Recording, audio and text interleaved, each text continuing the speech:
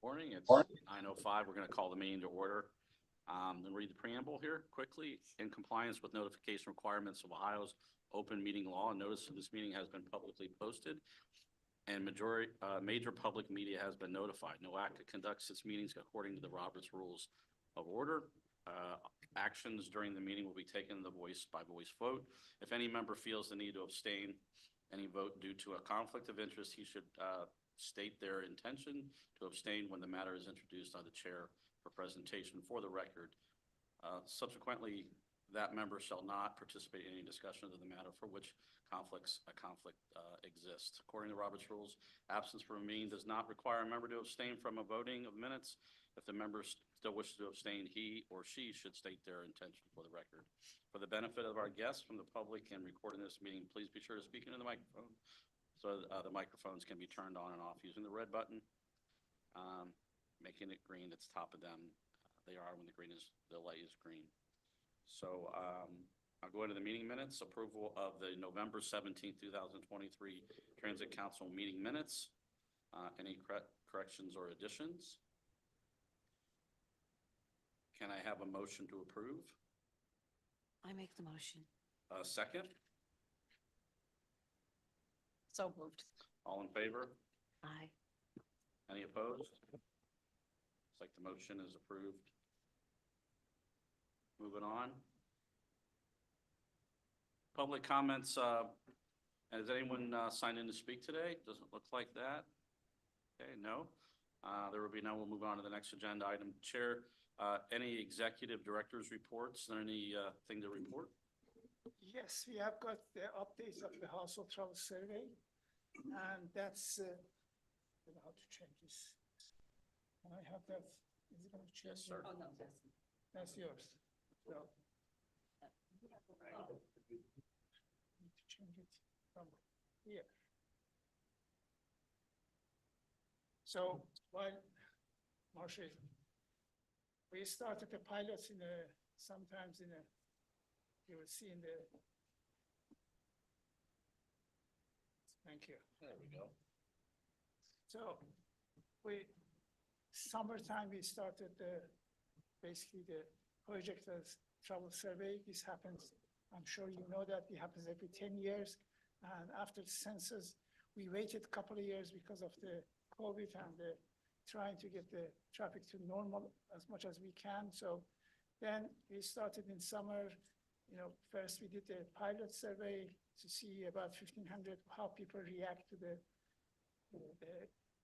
questions and the interviews we send them. So then now we are starting, as you see in the red line, is a main survey is going to start from actually yesterday. They all mailed out about 100,000 to the people. So Tuesday, Monday is a holiday. Tuesday, people are going to get the envelope, and that is going to start. So then we go to final for this year, August, we're going to finish. So what we are going to send is the first week, it's going to 100,000.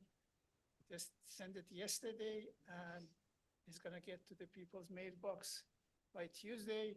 So we are the aim is to get the 1% of the household, which is about 9,000 out of, we have got about 900,000, about 1 million households in our 5 county, and then 1%.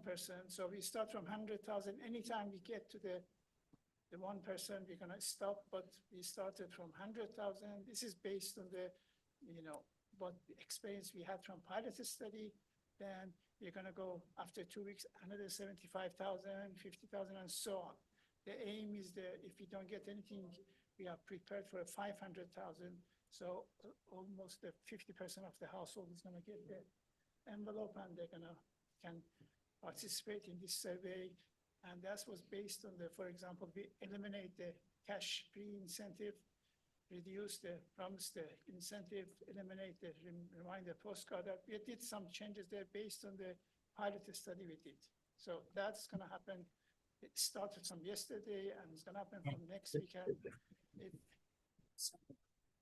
you receive that, please respond to it. And so the next one update is a TLCI projects. We have got 4 TLCIs, 5 TLCIs actually, is local and regional TLCIs. So that table shows where we are for each one. So sometime that maybe last year, the consultants came here and they presented the progress, basically how they progress in this each project. But we are almost, as you see, we are getting to finish by the end of the financial year by June. So we are in a good position. There are 2 of them are, one is just gonna start kickoff meeting Metro Parks next week. Actually, the March 5th is the kickoff. This contract just signed this week. And then North Ridgeville active transportation plan is started sometime in December. So probably those gonna take up to September 2024. I don't think so we're gonna finish by June, but the other 3 is we are in a good shape and we're gonna finish if everything goes based on the plan by end of the financial year, this FY 24. Okay, moving on. Thank you. I have a question through the chair. So we're, Yeah. please. Is there any problem if you don't finish by the end of the fiscal year? Are you? TLCIs? Yeah. No. Oh, okay. No. I'm Yeah. just wondering because. No, it's not a problem. The problem is previously used to be for, years and years. When I was, something like 2019 to 20, we had about 5, 6 of them backlog of the, so even we didn't do any TSCI in 2020 because we wanted to clear the backlog. So this year I told all the consultants, we have to finish by end of the year. So I kept, pushing and pushing to get this by the end of the year. No, it doesn't finish, but Okay. as one of them or 2 of them is not gonna finish, it's just start. Okay, moving on to Public Transit Agency Safety Performance Measurement Charts. We have Kessa.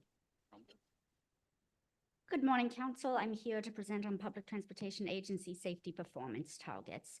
We are requesting that you recommend this item to the Transportation Subcommittee for approval and placement on the Planning and Programming Committee's agenda. Previously, the Board of Directors passed Resolution 2023-030 approving the current Regional Transportation Agency Safety Performance Targets. Public transportation providers and state DOTs must establish safety performance targets to address the safety performance measures identified in the National Public Transportation Safety Plan. This requirement excludes transportation systems that only receive federal financial assistance under Section 5310 or Section 5311. The PTAS must include the performance targets for total fatalities, injuries, and safety events, as well as their rates per total vehicle revenue miles, as well as system reliability, which is the mean distance between major mechanical failures. Transit agencies approve new targets through annual safety plan updates, and NOACA coordinates with transit agencies to set regional performance targets within 180 days. Those targets are included in our TIP and long-range plan updates, and we then work to update safety targets, MPO agreements, and planning documents. Lake Tran and Lorraine County Transit work under the Regional Transportation Agency Safety Target Development Methodology, while GCRTA and Medina County Public Transit use the statistical rolling average for safety performance targets. GCRTA has light and heavy rail and motor bus. For rail, their injuries have increased from 1 to 2. Occupational injuries have decreased both years to 6.82 and again to 6.75 per 200,000 hours work. Fatalities, safety events, and preventable collisions have held steady at 1, 18, and 1.4 respectively. You actually want to see increases in system reliability because that means you have more distance between failures. So light rail has decreased from 7,000 to 4,000, while heavy has increased from 11,000 to 11,800. Lake Trent has commuter bus, demand response, and motor bus. And for all three of these agencies, fatalities and rates of fatalities are just 0 across the board. Commuter injuries increased to 0.2 last year before holding steady. Demand response increased to 3.14 before decreasing to 2.74, and motor bus decreased to 0.21 before rising to 1.37. Safety events are at 0.2, 2.94, and 1.37. The system is getting more reliable for all modes and is now at 44, 38, and 14,000. Lorraine has zeros across the board, and we're not really quite sure why. Medina injuries are increasing from 5 to 7 and 1 to 4, while their rates are decreasing. Demand response safety events decrease from 0.1 to 0.06, while motor bus increases from 0.03 to 0.05. Rates and system reliability are decreasing and increasing respectively. Next steps are to draft safety target recommendations to be presented to the Transportation Subcommittee, Planning and Programming Committee, and for board action in this year. NOACA staff will continue to coordinate with transit agencies in the development of PTASP and target setting. And once again, we are requesting that you recommend this item to the Transportation Subcommittee for approval and placement on the April 12th Planning and Programming Committee's agenda. Okay, thank you. So can I have a motion to approve? Make the motion to approve. Second? A second. All in favor? Aye. Any opposed? It looks like the motion is approved. Thank you. Can I have a question? Can you go back to the Thank you. is Medina County has got, if you look at the rates, 5, 7, compared with the Lake Trent or RTA is very high. Is there a reason why this is so, it's not, I mean, if you look at the other columns, like 0.1, 0.2, okay, or the other last column, 17,000, 36,000, that's a similar 43,000, 36,000. But here is a 5, 7, 1, 4. The other one is a 0.21, 2 is very high. Is that Medina is different calculation or people are? Absolutely a different calculation. We're working through occurrence there, not actual percentage.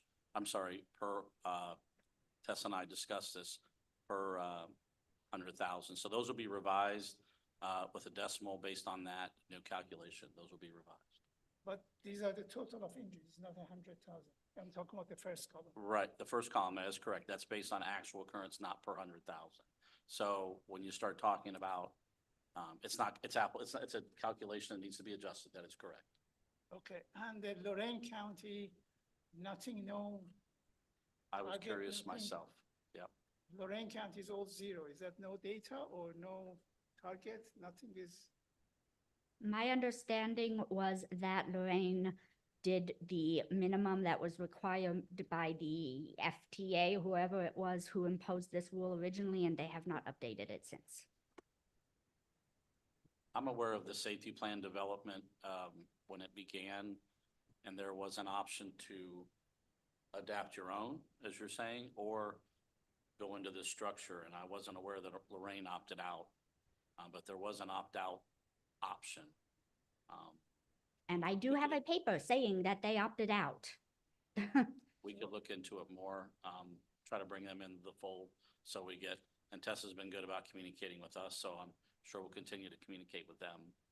Okay, You won't be able to get rid of me at this point. all right, thank you. Thank you. Okay, all in favor? Aye. A second? No, we seconded. Oh, I'm sorry, the motion. Okay, the motion is approved. Okay, thank you. Thank you. So, we're going into the presentation discussion items. We'll go into the STIP, the TIP rather, Central Projects NOACA Controlled Funds. Mr. May? Thank you. Yeah, that's correct. I'm presenting the development of our tip for 26 through 27, rather 29. This is going to focus primarily on the process for evaluating projects for NOACA funds for that 26 to 29 program. No action is being requested today. This item is being presented to this advisory council for information and input as we begin development of our tip. Specifically, we'll be looking at the process and methodology that we use to evaluate potential projects for NOACA-controlled funding in the tip. Previous action, we presented this methodology to the Planning and Programming Committee for information and input in January. So as you know, the TIP is the program of transportation projects that is to be implemented over the next 4 years with FHWA funding and FTA funding. It implements the long-range plan and becomes part of the statewide TIP. It contains both NOACA and ODOT-funded projects, and we do develop this every 2 years. The TIP is comprised of the roadway and transportation alternatives element. This includes projects funded with ODOT major, local and federal funding programs, the statewide CMAQ funding, and NOACA funding programs. Also, it includes the transit element. This is the each transit agency's 4-year capital program. And we are required to include various appendices for public involvement procedures and financial assessment and fiscal constraint. Also, the air quality conformity documentation, as well as an environmental justice analysis. So we are developing the TIP for 26 through 29. This document would be presented to our board for action in March of calendar year 2025. It'll take effect on July 1 of calendar year 25 and run through June 30th of calendar year 2029. But as I mentioned previously, a component of our overall TIP is the program of projects to be funded with NOACA funds. So we'll be evaluating potential projects to, in accordance with the approved methodology, and to develop that program of projects to be funded by NOACA. The traditional funding sources are the Surface Transportation Block Grant Program funds, the Transportation Alternatives, and also Carbon Reduction Program funding, all of which are directly allocated to NOACA. Then we have Congestion Mitigation and Air Quality Funding Program for projects approved by the statewide CMAQ program. That application round was completed in December of 2023. So actually the CMAQ funded projects are funded through, already determined through 2029. So again, we are evaluating projects in accordance with the approved methodology to elevate and advance the projects that best represent the priorities contained in our plan. So projects that we ultimately advance are consistent with board priorities, and those that align with state and federal transportation management initiatives. So we have ENEO 2050, our long-range plan, which has many projects in it, and that will inform this effort first and foremost. Also, the reauthorization bill that has focus areas and funding requirements associated with it that we will also be paying attention to as well. So our process is the same process we followed for the development of the 24 to 27 TIP. We're going to, the methodology and criteria that we used has been recommended or vetted by committees with input from advisory councils and subcommittees to help shape that, and also approved by our board.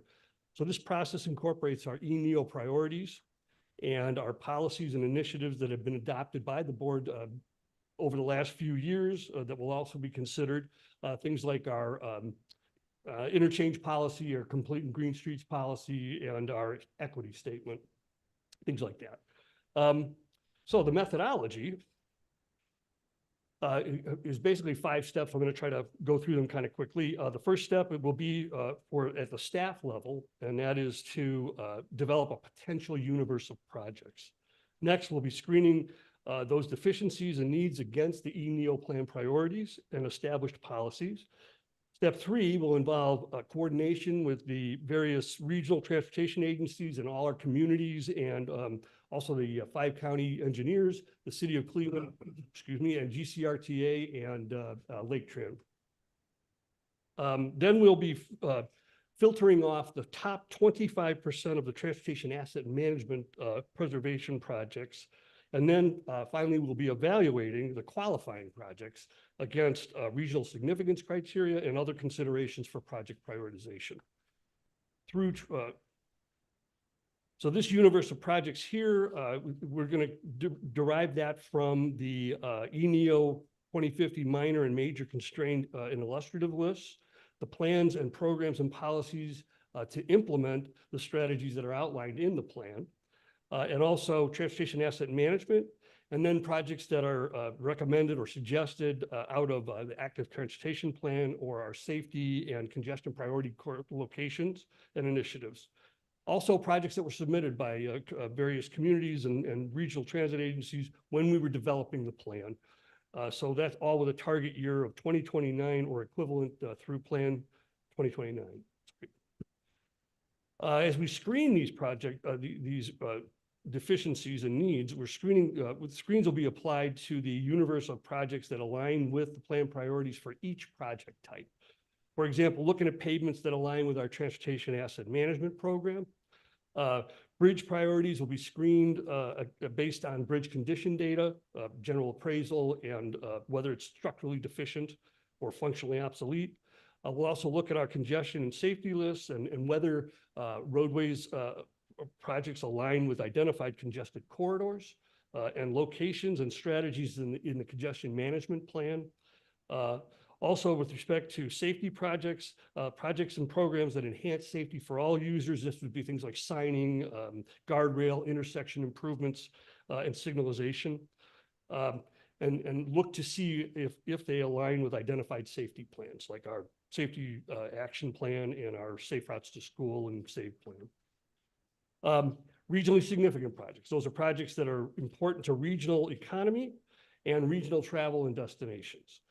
So we'll also be applying screens to transit asset management, rolling stock and vehicle replacements, facility improvements, station upgrades, roadway and rail infrastructure, et cetera. And does that facility function adequately to allow for safe and efficient access to service and state of good repair? We'll also look at transit operations, new or improved service, improving maybe a frequency of service or maintaining or expanding service to underserved populations, and perhaps reducing transit costs for riders and providers. We'll also screen proposed transportation alternatives, non-roadway types of projects for completion of a link on a regional facility or perhaps a statewide facility, or that provides new access to a major destination, and see if and how they might align with perhaps safe routes to school travel plans or TLCI planning studies. And finally, historic transportation facilities, which are also eligible for TAP funding. So once we have these filters applied to the universe of projects, we want to get with communities to review the needs that we have and make sure that they're in alignment with what the community's capital and other plans are suggesting. So we'll coordinate with regional and local sponsors to review and receive input on filtered tip universe of projects against their priorities. We'll be sending out letters to communities for them to, requesting them to review and respond to our universe of projects regarding the scope and the schedule and the budget. We'll also be meeting in person with the 5 county engineers, the city of Cleveland, RTA, and Lake Tran at the very least, but we're open to meeting with anyone who really wants to meet with us. Otherwise, we'll do it through other means. But we expect to be doing this in the months of February through April.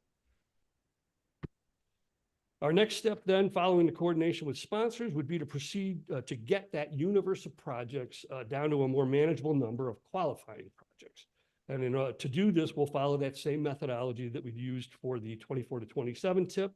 The first action of the methodology will be to filter the top 25% of the TAM preservation projects, then apply each county's respective percentage of the regional VMT, or vehicle miles traveled, to get a representative number of qualifying projects. And then we sort that by cost effectiveness within each county. We remove any roadway segments that have been done recently or plan to be done, and add in all the other qualifying project types adopted by the board. Those would be the congestion or the safety or the transit, transportation alternatives, et cetera.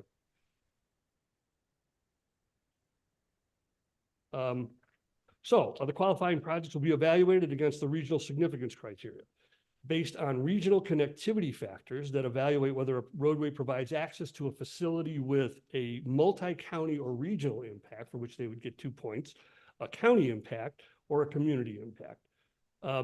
They can get up to 2 points for this particular criteria. So we'll be looking at these roadways in terms of how important it is to regional travel and regional destinations and getting people to and from the places they need to get to ultimately. Looking at how a road addresses a deficiency or improves access to job centers, educational and governmental institutions, medical centers, intermodal facilities, cultural, sports, and entertainment venues from a regional, a county, and a community perspective. The table here lists the types of facility and their respective weight factors and weighted points used in the development of this process for a potential maximum of 11 points. Here, we'll be looking at the relationship of a roadway or project to the plan. So we may have how that aligns with our adopted plans and initiatives. So there may be a roadway deficiency that we're aware of, but we may also know that that roadway deficiency might have a safety or congestion need. It might be a priority freight route. It might carry a transit arterial fixed route. Or be important to transit-oriented development or type of planning or implementation down the road. It might align with an existing or a ENEO recommended plan or proposed bicycle facilities such as conventional bike lanes, all-purpose trails, buffered or separated bike lanes, active bicycle infrastructure. Additionally, we'll look at projects against recommendations that came out of completed safe routes to school travel plans or TLCI planning studies. And also recommended pedestrian infrastructure like smart crossings, mid-block crossings, and signalized intersections. So there's 1 point for each for a total of maximum of 4 points.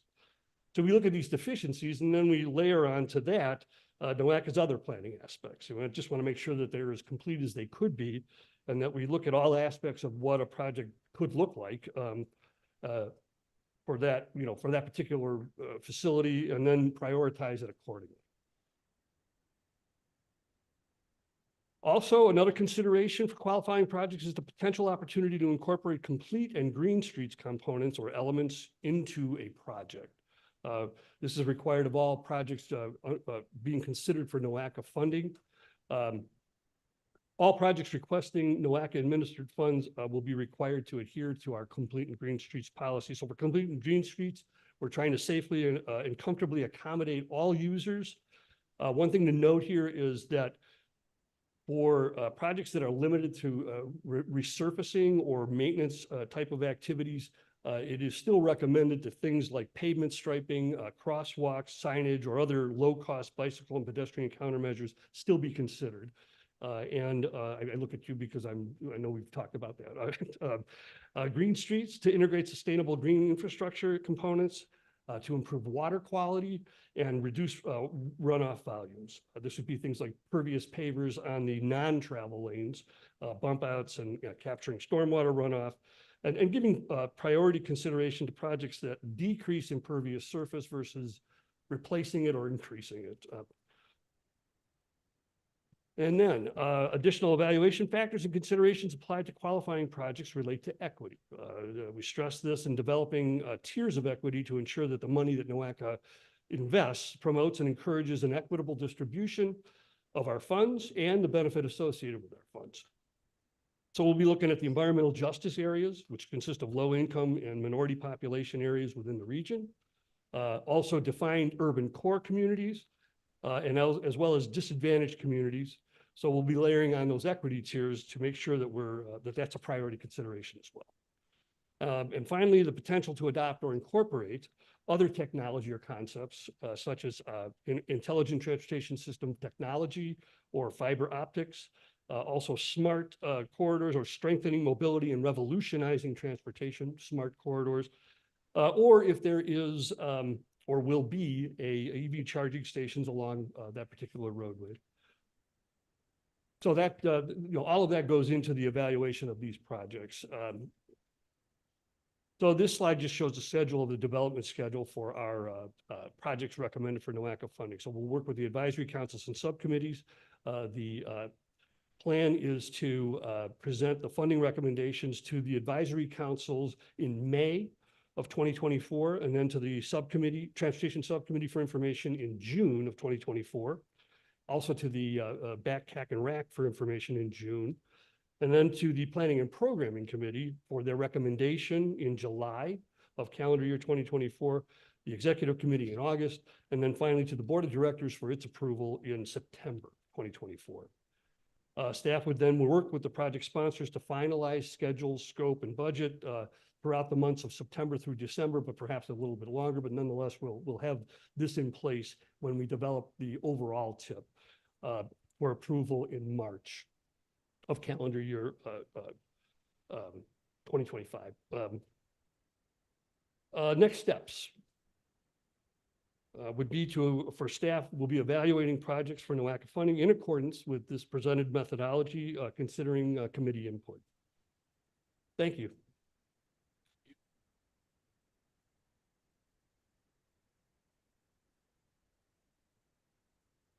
Our next presentation. Oh, I'm sorry. Any questions for Mr. May?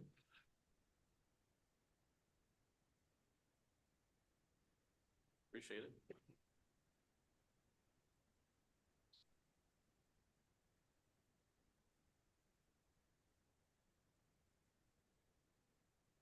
Good morning, everyone. My name is Sarah White, and I'm a senior planner in the programming team. But I also am currently working on specialized transportation projects, including 5310. So I wanted to speak to you today about our upcoming coordinated plan update. The full name is Coordinated Public Transit Human Services Transportation Plan for Northeast Ohio. That's a mouthful, so we usually just call it the coordinated plan. No action is necessary, and this item is for presentation and discussion only, and there has been no previous action. So a little bit of background about the coordinated plan. Our current plan is called Mobilize Accessibility for Independence, and it was adopted by our board of directors in 2019. The plan focuses on transportation and mobility solutions, primarily for seniors and people with disabilities.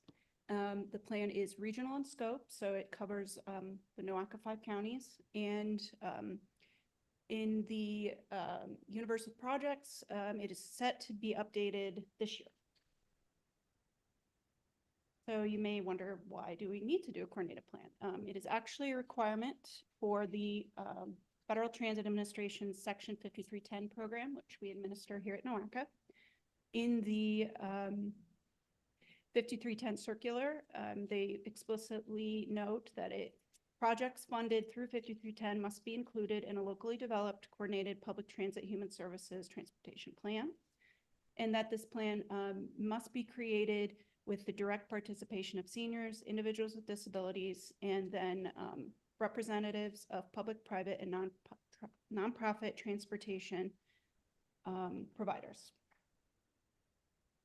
So looking towards the 2024 update that we are getting ready to engage in, we are hoping to find a consultant who can help us out with this. Right now, we do have an RFP on NOACA's website looking to engage those services. So we will see what comes of that. If not, we will do that in-house. There will be an extensive public outreach portion of this plan. And again, noting that seniors and individuals with disabilities must be able to participate in that process and let their voice be heard in terms of their needs as individuals. And we will also, again, need to have extensive outreach with specialized transportation providers like yourselves. We'll also be updating with the new 2020 census data and new population projections, which is always very important, especially in terms of our aging population and what we could be needing in the next 20 or 30 years in terms of public transportation. And then lastly, taking all of the process, we will put together goals and strategies for improving transportation. At this time, there's no financial impact. And for next steps, we just want to continue to engage with this Transit Advisory Council and others as well, so we can update you on the progress, but then also we would like to get your feedback. And obviously, all of our transit agencies, particularly on demand and paratransit, will be engaged in the process. So be on the lookout for that. And that's all I have. Thank you. Any questions? Thank you. Our next presenter.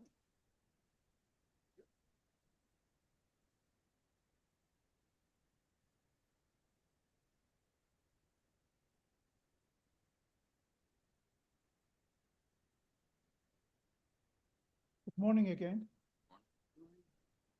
We have started this project last year, and we tested on the part of the active plan we have for the part of the long range.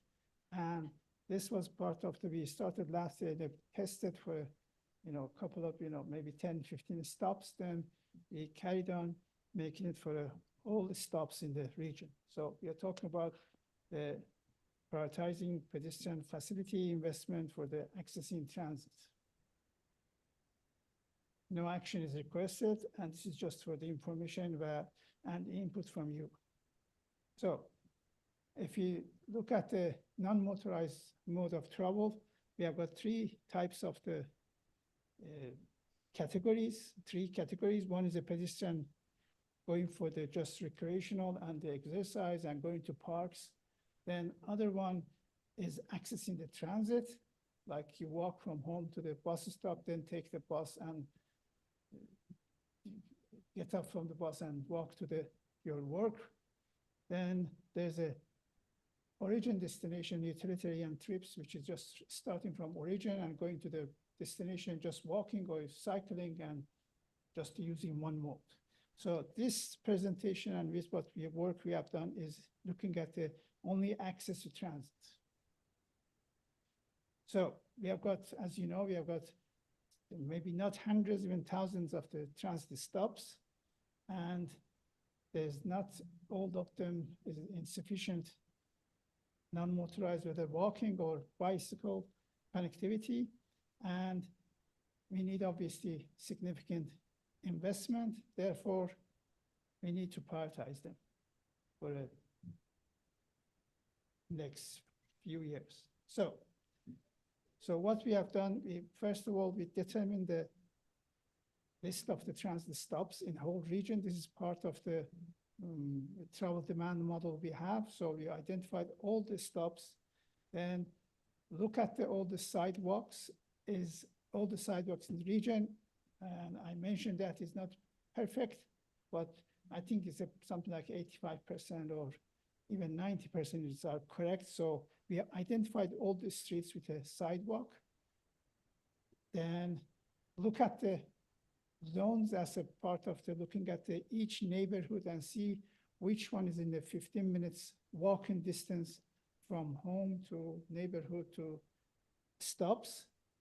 Then looking at whether we have got how much demand we have got there in terms of auto and transit, looking at the ratio to basically going towards the prioritization, and then looking at the current boarding and lighting the activities basically at each stop. Then looking at what share we want from the transit there's for each stop. Then go there and look at the prioritization and look at the stops basically to which one is a good to start with. So all this I said for several thousands of the bus is not possible manually. So we use something we call it is a part of the module for part of the model, and we use it as a scripting and automating all the process, what I said in the previous table, all this. And I'm sure you don't want to know about this because it's difficult for me to explain all of them like this. So we went through this, we wrote the script and we did this. So we identified where we have got the sidewalk, where we don't have a sidewalk, we have got the stops, and we put them together, and you can see the circle shows, for example, some stops don't have a sidewalk, don't have access, non-motorized access to them. That's something which helps to basically increase the ridership for transit if you have access, a non-motorized facility to walk through the bus stop. So these are the ones without. Then, as I said on the procedure, we look at the demand, whether we are, because main demand, 95% of the demand comes from people using their cars. We want to capture from them and take them from them and put them in a bus. So we need to know, on the map you see is from each neighborhood, we look at each zone, we call it, is a darker green, is more higher demand for the auto, is it lighter, is a less demand, and as you can see, so we are identifying the demand, bus stops, sidewalks, where we are missing and how we can prioritize this. So putting all this together, as I showed you in the script, and evaluating the information to create a list of the transit stops, which it goes to the, as Ed mentioned, goes to tip and goes to the long range and for longer. So to prioritize for pedestrian access, we are going to do the same thing for bike access. Obviously, bike is going to be not just a 15 minutes or 0.75, 3/4 of a mile. Bus bike is going to be 3 miles, and then basically plan for a future non-motorized facility investment. Thank you. Any questions? All right, thank you. Okay, going into agency updates. Anybody have anything to update? I guess we've encountered where FTA is now requiring planning grant projects that we get funded, like TOD pilot planning and other things, to be on the unified work plan for NOACA, and then approved by the state. So that's a new wrinkle for Ohio. Okay. And I know we've talked to Jim and Ali, and that's going forward to be on the NOACA Unified Work Plan. So it appears that there's been a change in personnel at at FTA Region 5, and things are getting a little different. So Okay. more to come. And I just make a comment is, why you're sending us this so late? Because we just found out.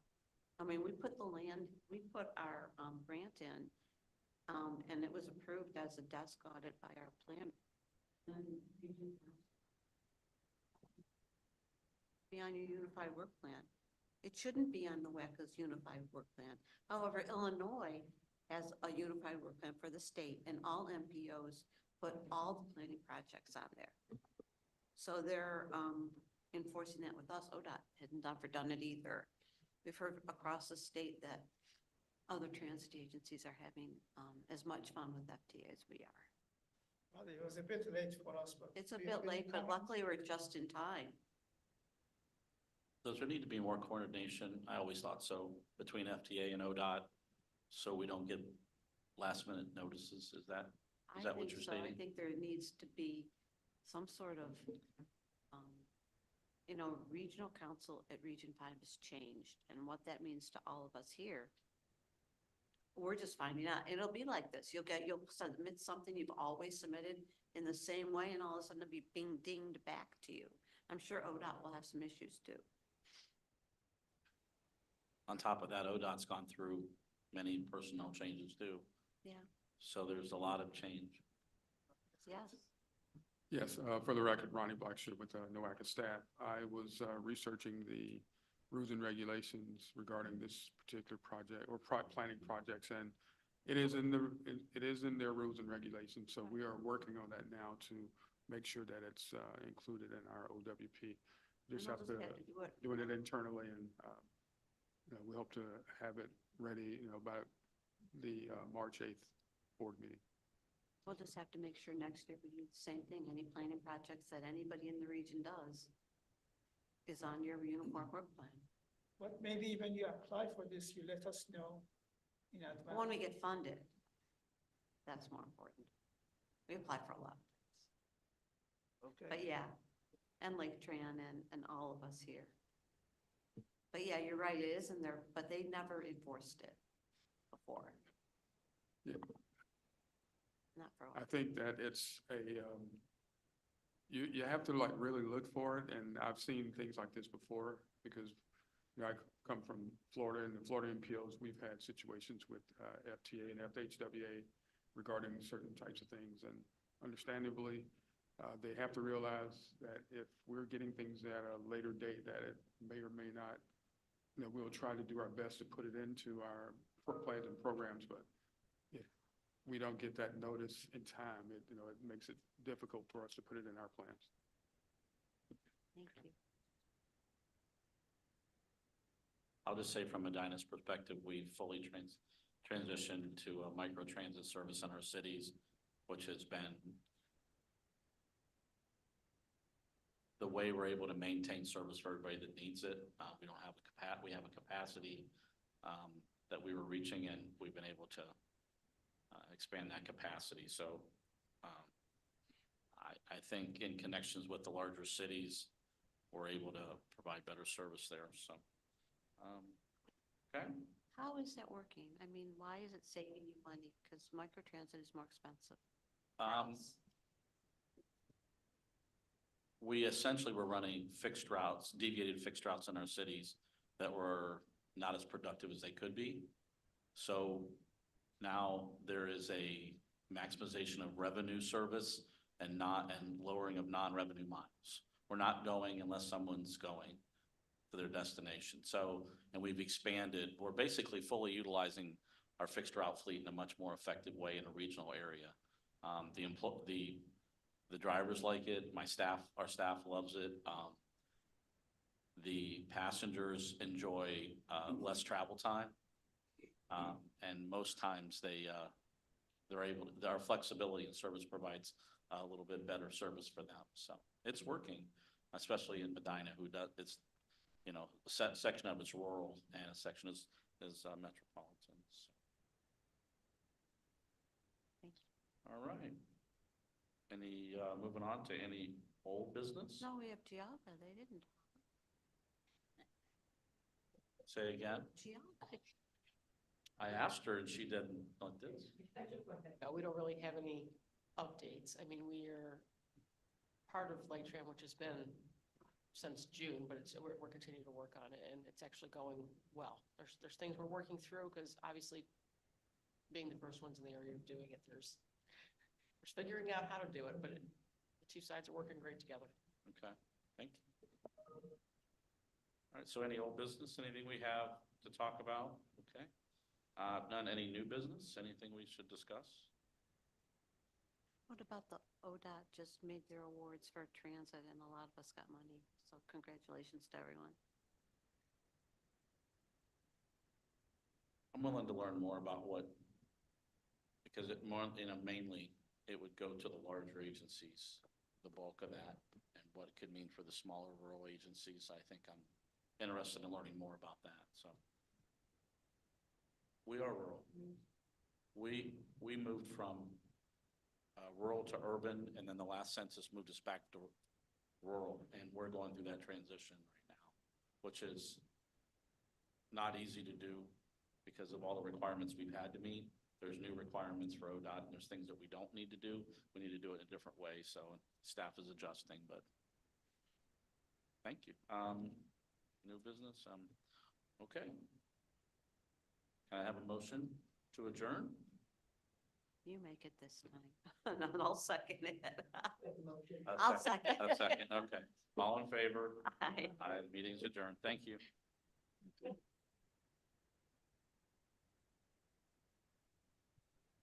I'm no Ben Capel.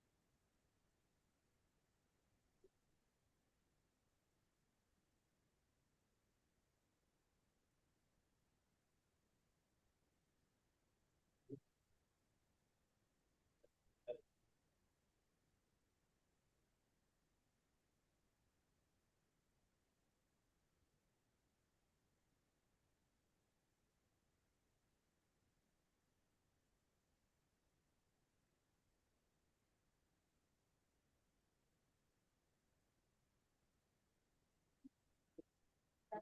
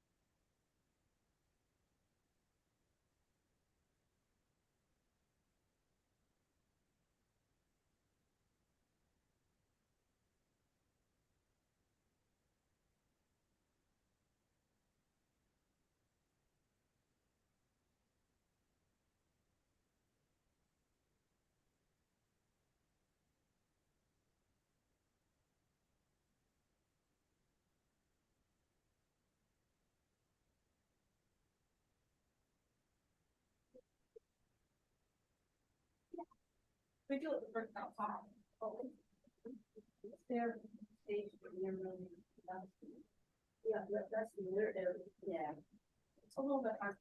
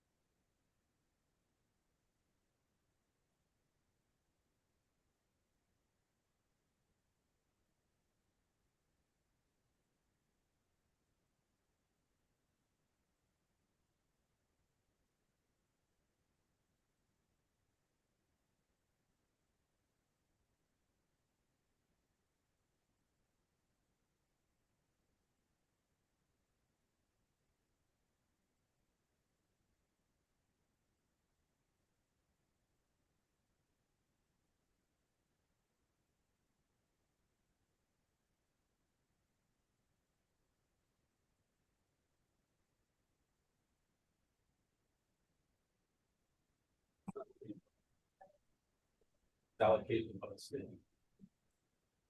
All right, make the first room and then do that. Friday, but I'll just have a date.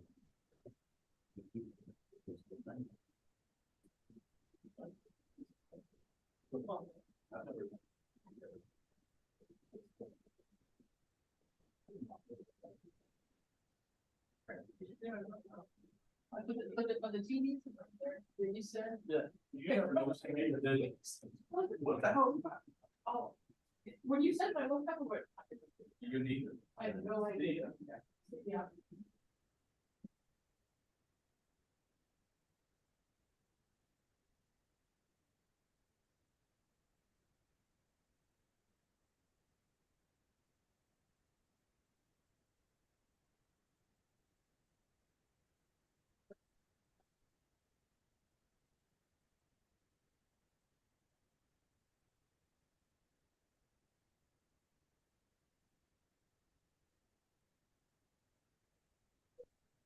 Oh, I did it. Oh. Okay.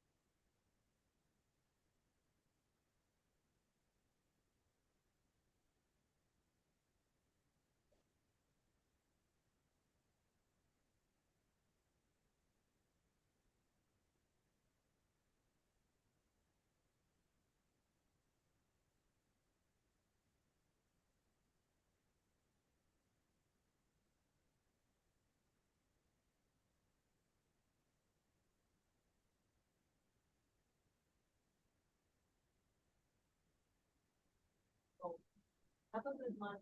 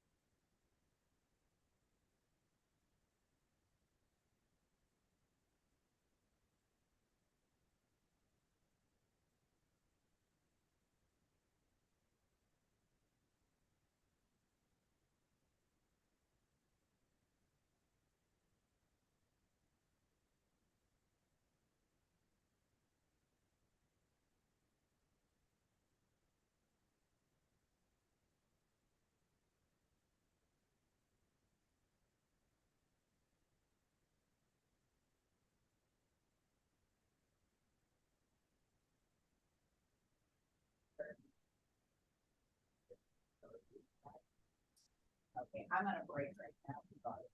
Sorry.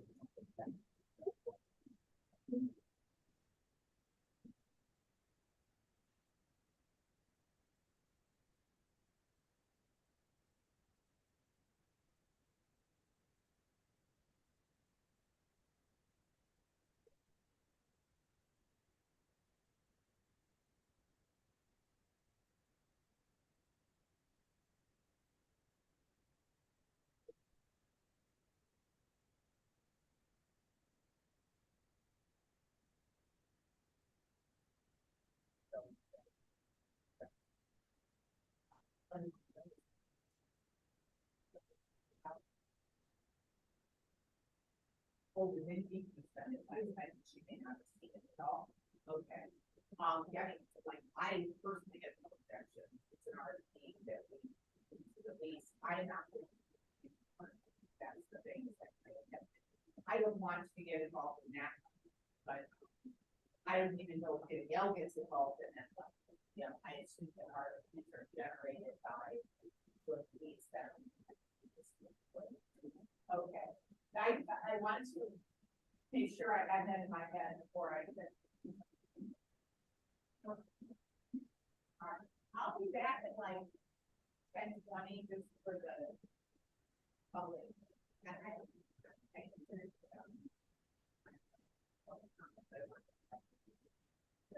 thank you.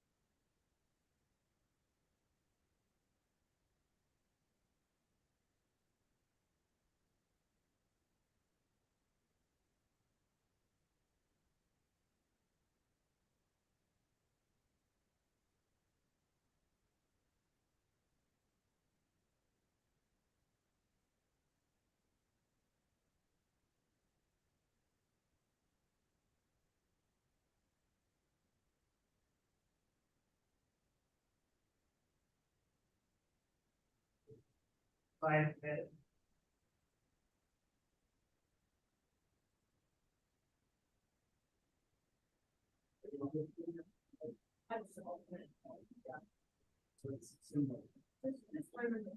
Yeah, it's a good way to, yeah, right. I mean, usually I don't.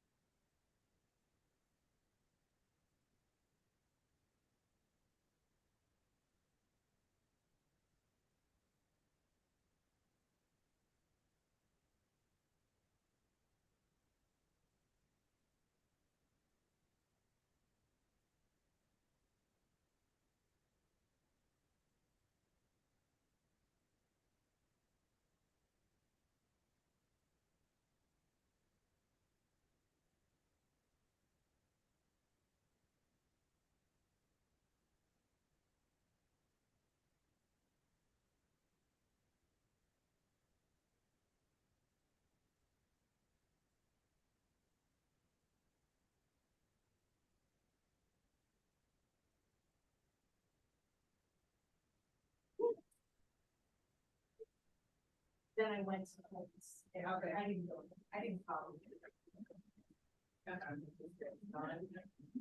Yeah, so, yeah, I love that area. It is a nice area.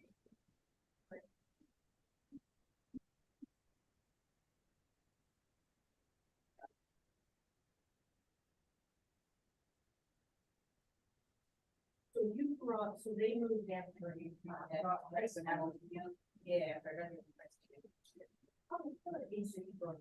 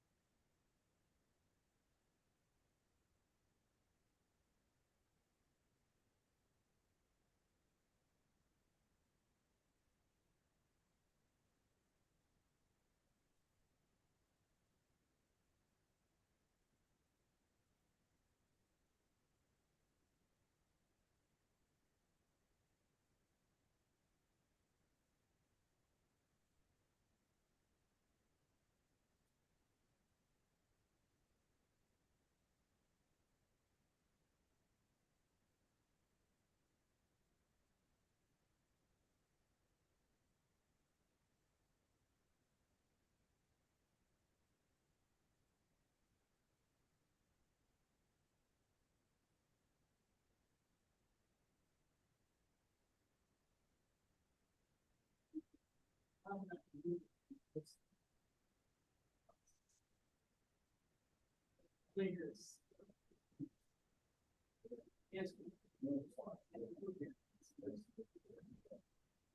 want to make so like for the next time I see you, I apologize. That's okay. I just remember my own. Have a good day. Steve.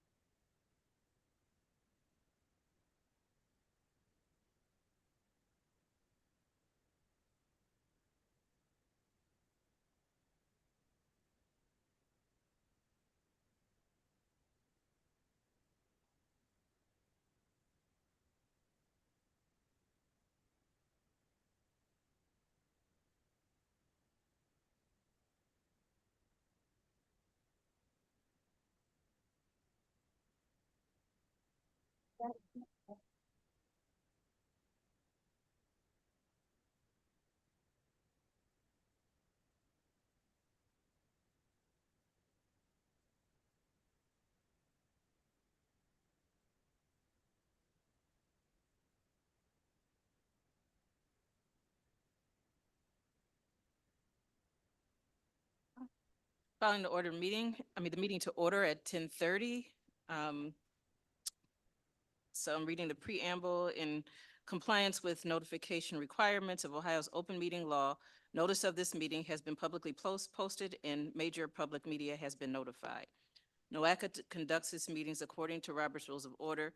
Actions during the meeting will be taken by voice vote. If any member feels the need to abstain from any vote due to a conflict of interest, he or she should state their intention to abstain when the matter is introduced by the chair for a presentation. For the record, subsequently, that member shall not participate in any discussion of the matter for which a conflict exists. According to Robert's rules, absence from a meeting does not require a member to abstain from voting on the minutes. If the member still wishes to abstain, he or she should state their intention for the record.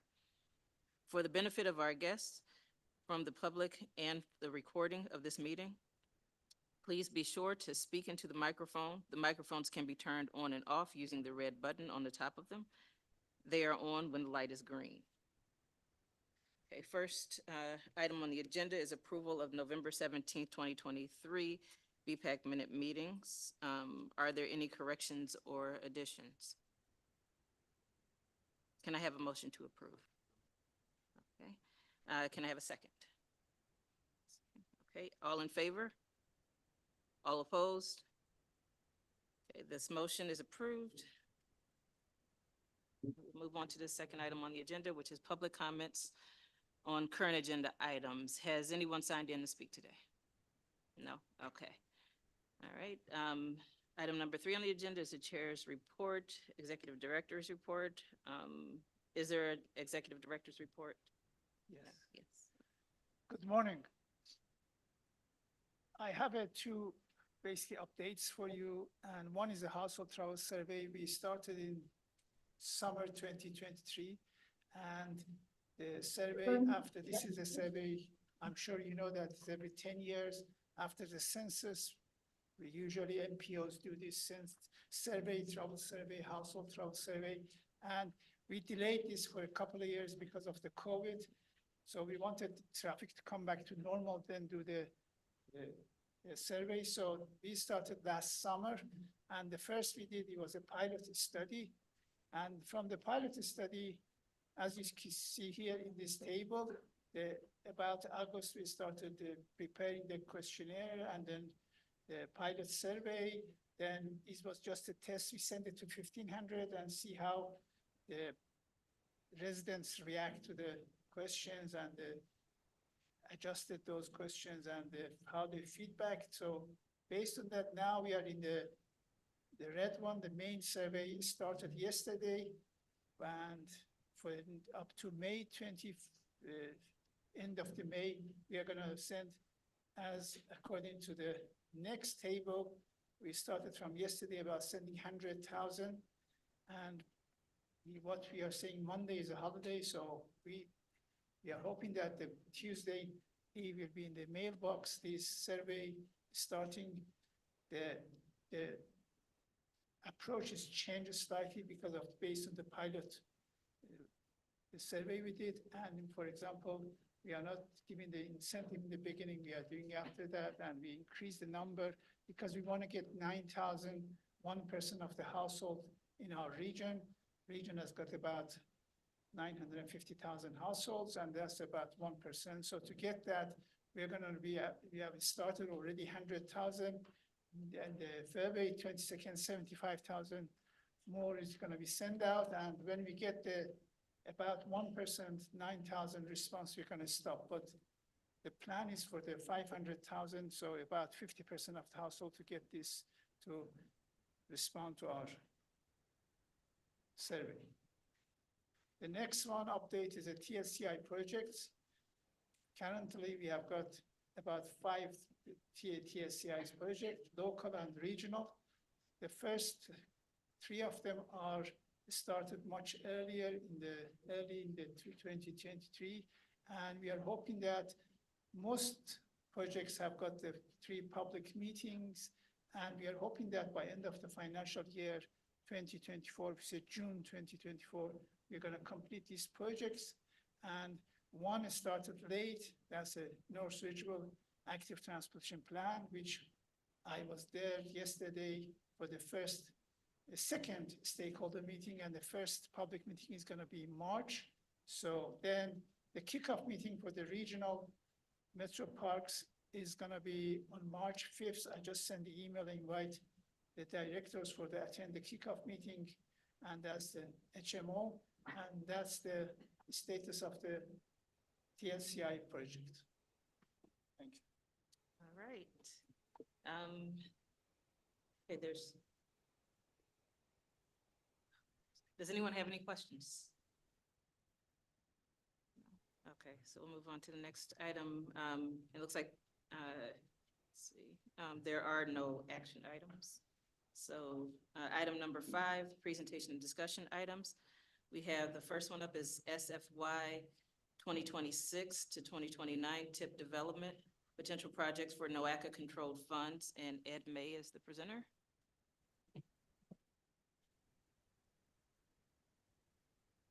There we go. Thank you. Yes, this presentation is covering the development of our state fiscal year 26 through 29 transportation improvement program. This is focusing on the process for evaluating potential projects for NOACA funds. No action is being requested. It's just being brought to this advisory council for information and input as we begin to develop our TIP for fiscal year 26 through 29. Specifically, I'll be reviewing the process and methodology that we use to evaluate potential projects for NOACA funding in the TIP, not the portion of the TIP that consists of federal funds controlled by ODOT. That'll come later. Previous action, we presented this criteria and methodology to the evaluate qualifying projects to the planning and programming for information and discussion at the January meeting. So the TIP is the program of transportation projects that is to be implemented over the next 4 years using FHWA and FTA funds. Contains both NOACA and ODOT funded projects. It implements the long-range plan, becomes part of the statewide transportation improvement program, and we develop it every 2 years. The TIP's comprised of the roadway and transportation alternatives element. This includes projects that are being funded with ODOT, district, major, and local federal funding programs, the statewide congestion mitigation and air quality program, and also NOACA funding programs. It also includes the transit element, which contains each transit agency's 4-year capital program and appendices addressing public involvement procedures and required analyses of financial assessment and fiscal constraint, and also air quality documentation and environmental justice analysis. So we are beginning to develop the TIP for 26 through 27, which will ultimately be presented to our board in March of calendar year 2025, and will go into effect on July 1 of calendar year 2025 through June 30th of 2029. So as I mentioned previously, a component of our overall TIP is the program of projects to be funded with NOACA funds.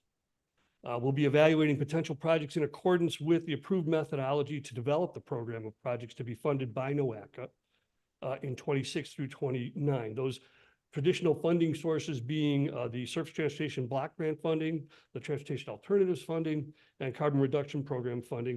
Those are directly allocated to NOACA. And then we have the Congestion Mitigation and Air Quality Program for those projects approved for statewide CMAQ program funds. That application process was completed in December of 2023, so the CMAQ funded projects are already determined through 2029. So as we evaluate the potential projects in accordance with the approved methodology, we're looking to elevate and advance projects that best represent the priorities contained in the plan. So projects that we ultimately advance are consistent with the board priorities. Also those that align with state and federal transportation management initiatives. So we have ENEO 2050, the long-range plan, with many projects in it that will inform this effort. Also, the reauthorization bill has focus areas and funding requirements that in it that we'll be paying attention to as well. So the process that will follow for evaluating projects this round will be the same process we used for the current TIP, the 24 to 27 TIP. The criteria and methodology has been recommended by committees with input from advisory councils and subcommittees to help shape that, and approved by the board. The process incorporates our ENEO plan priorities and also policies and initiatives adopted by the board over the last few years that will also be considered, like our equity statement, the interchange policy, our complete and green streets policy, and things like that. So the methodology involves 5 steps that I'll try to cover. And the first step that we'll undertake at a staff level will be to develop a potential universe of projects. Step 2 will involve screening those deficiencies and needs against our ENEO priorities and established policies. Step 3 will be to coordinate with the regional transit agencies, all our communities, the 5 county engineers, and the city of Cleveland and various transit agencies. Then step 4 will filter the top 25% of the transportation asset management projects. And then finally, we'll evaluate the qualifying projects against our regional significance criteria and other considerations for project prioritization. So developing the TIP universe of projects that'll be evaluated. The projects we'll be evaluating are going to be derived from our ENEO minor and major constraint and illustrative lists. Also, plans, programs, policies, and projects to implement the strategies outlined in our plan, transportation asset management, projects suggested or recommended out of the active transportation plan or our safety and congestion or priority locations and initiatives, and also projects submitted from local communities and regional agencies in development of our plan. So with a target construction year or equivalent through plan year 2029.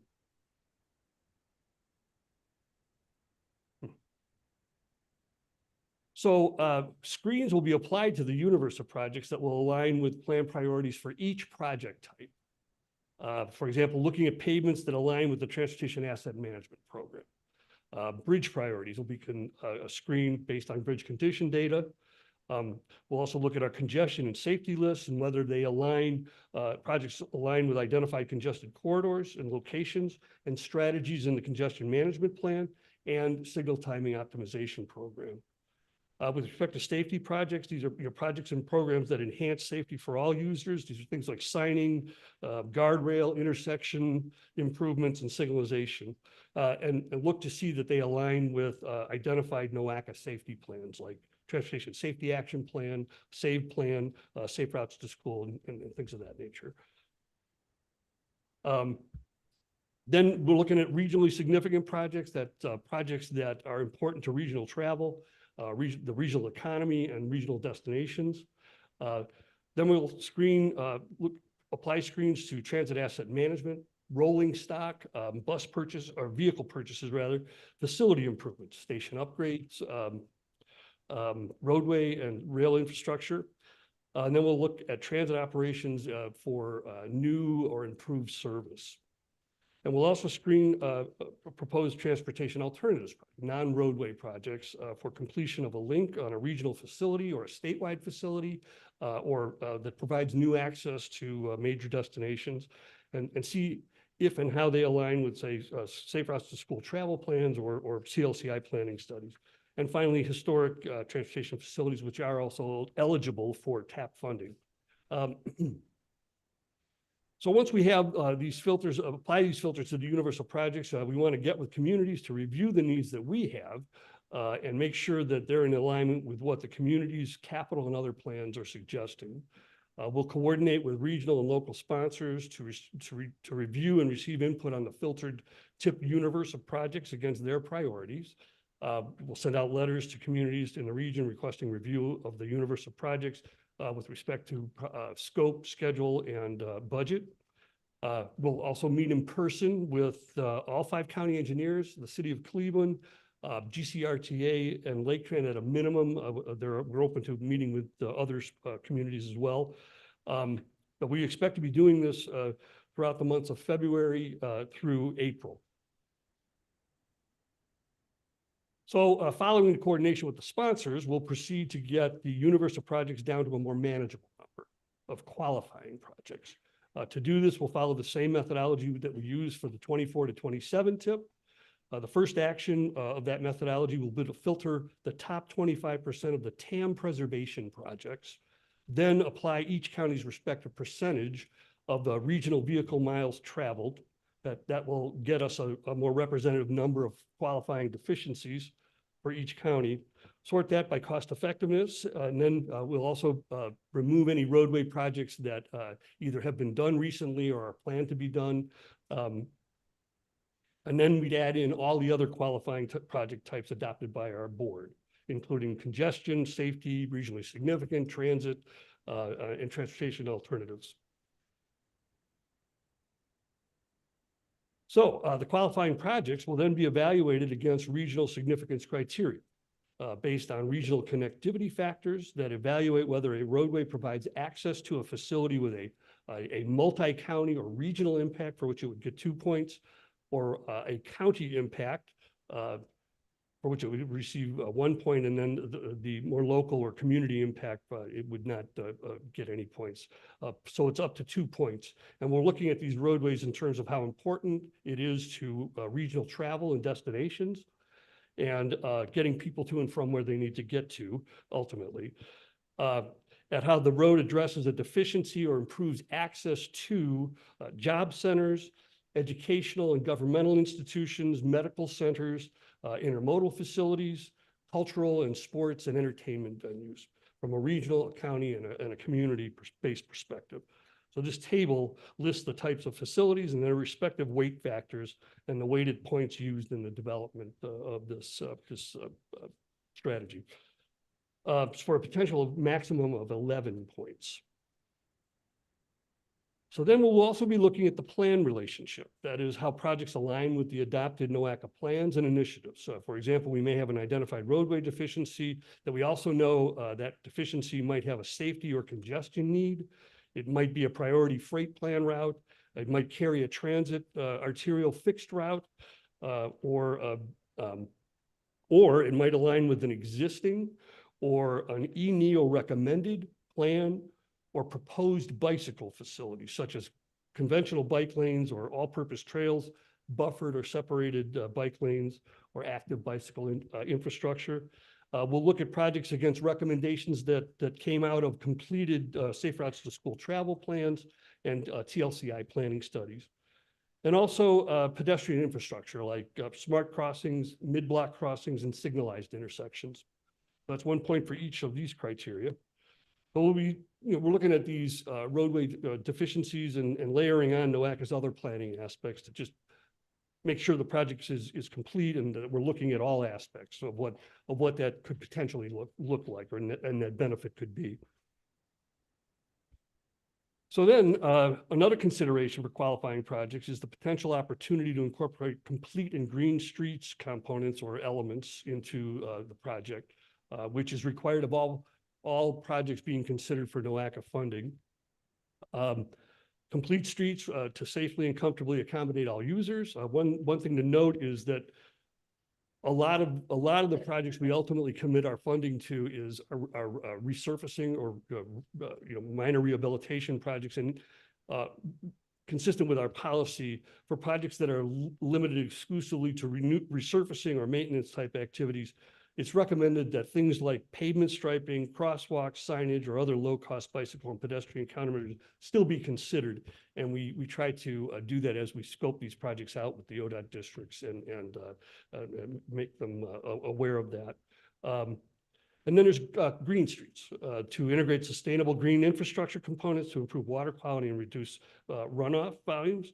For things like pervious pavers along non-travel lanes, bump outs, capturing stormwater runoff, trees, plantings, bioswales, and also giving priority consideration to projects that decrease impervious surface rather than replacing or increasing impervious surface.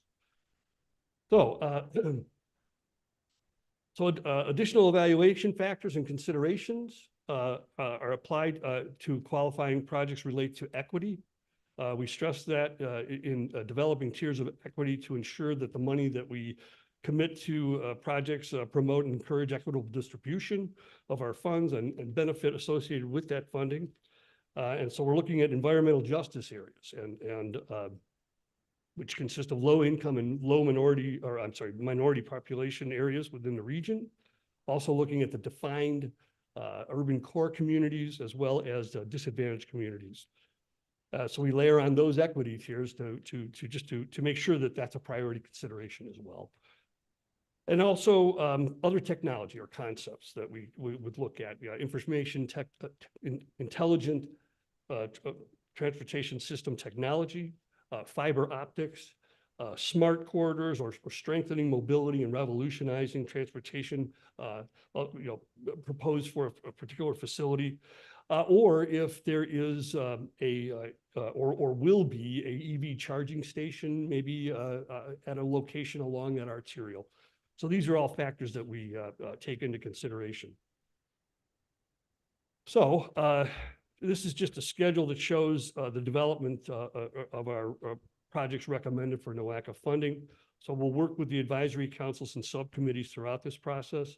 Ultimately, we intend to present project funding recommendations to the advisory councils in May of 2024. To the Transportation Subcommittee in June of 2024 for information, as well as the BACCAC and RAC for information.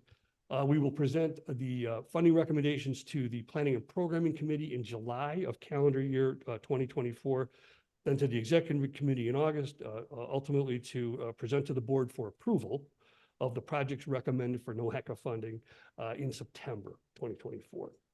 After that, assuming approval, we would then work with the project sponsors to finalize the scope and the schedule and budget of the projects. And we'd be doing this throughout the months of September through December, perhaps longer, but that's the target timeframe.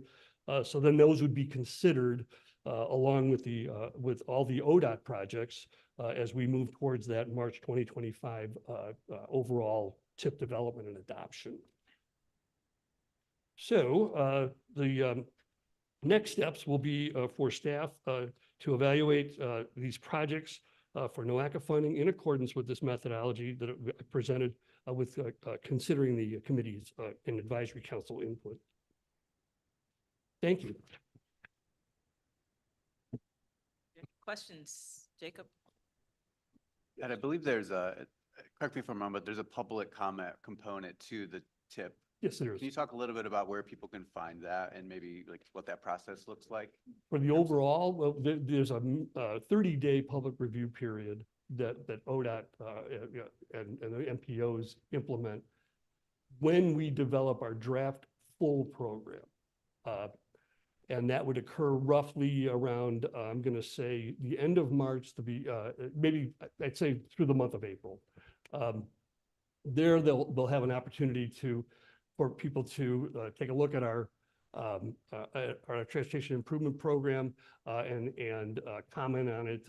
Then we take those comments and incorporate them into the public comment section of our TIP for review and ultimately, hopefully, approval. So that's exactly how we conduct that this time around. May be a little more comprehensive than in the previous year, but we will lay that out for you when we better define it. But it will be around that time frame in late March, early April.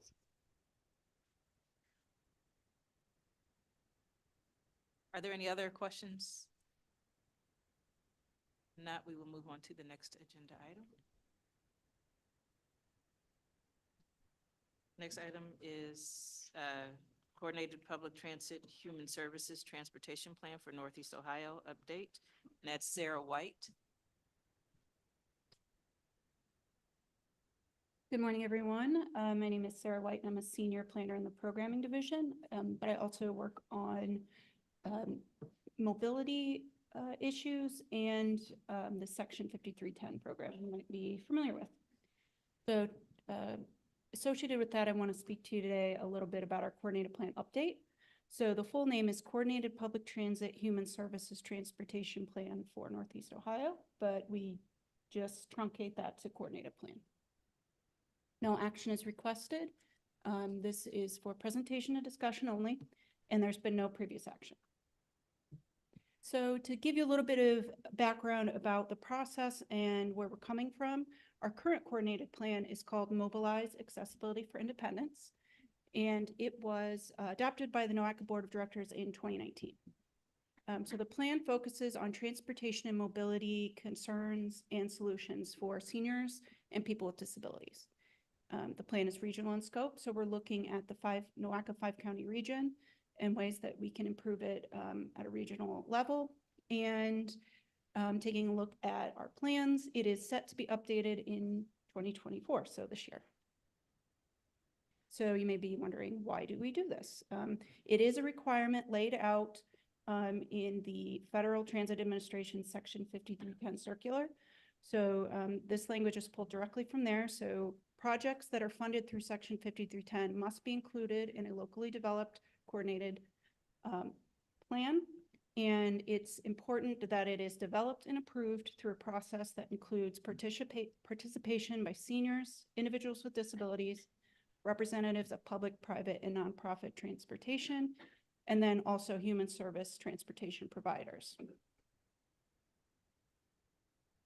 So for the 2024 update, some of our plans, we are looking to engage the services of a consultant to help us out with this process. There is quite an extensive public outreach effort that we will need to do, so a consultant could considerably help us with that. We do have an RFP on NOACA's website right now.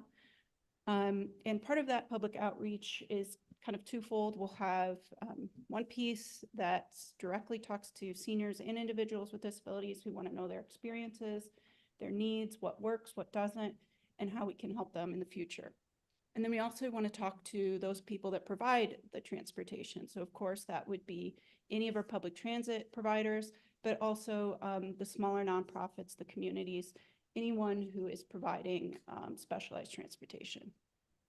And then of course, since the 2019 plan, we do have new census data and new population projections. So that'll be particularly important when we look at our aging population and how we can meet the needs of that growing section of our citizens.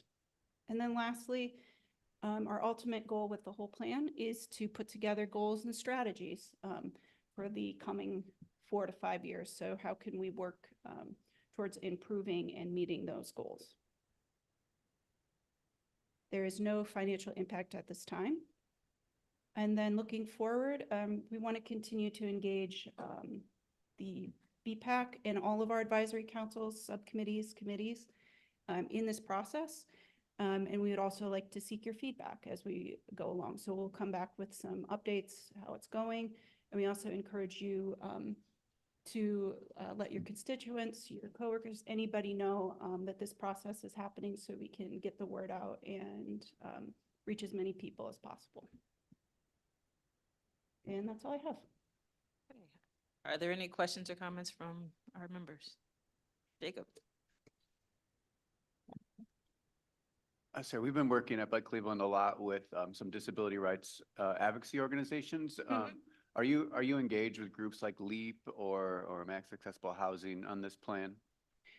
We have in the past, yes. And those are people that we definitely want to re-engage in this process. So that's another thing. If there's anyone that you feel that we should be at the forefront of reaching out to them and getting their input, we would love to have those ideas. We do have quite a long list, but of course, you know, sometimes the list gets kind of old and we haven't engaged as much maybe since the pandemic. So we're definitely open to getting those If we have folks, do we Connections. just connect them with you via your email? Yeah, that would be great. Okay, thanks. Any other questions? No? Okay, we'll move on to our next item on the agenda, which is prioritizing pedestrian facility investments for accessing transit, and the presenter is Ali Makarachi. Good morning again. We started this project part of the long range, and if you look at our website, the report we have got in the talks about the one chapter in the active document shows the active plan shows the investment in non-motorized in the region. So this is just no action is requested. This is just for information and input from you. So going back to that activity and the non-motorized tip, usually there are three categories. One is just for exercise, one for the accessing the transit. The other one is actually from origin to destination. So one resident probably walks from home to work or shops. That's utilitarian trips or cycles. The other type is accessing to transit, walk from home to bus, then take the bus stop, take the bus, go back to the work, and then get off from the bus and walk to the work. The other one is just exercise. And so these three types, we are talking about the second one, the middle one, access to transit. And we have here, the slide says hundreds of, I believe it's thousands of the stops we have got in the region. And obviously, we know that is insufficient, especially about bikes, insufficient access, connectivity to the buses and bus stops. And that again, is obvious, requires the significant investment. And when we talk about investment in the future and the years to come, like what Ed mentioned about TIP, we need to prioritize this. So what we did in terms of we started, as mentioned last year, is a continuation of the active plan we had. We started looking at the sample stops and see how we can approach this problem.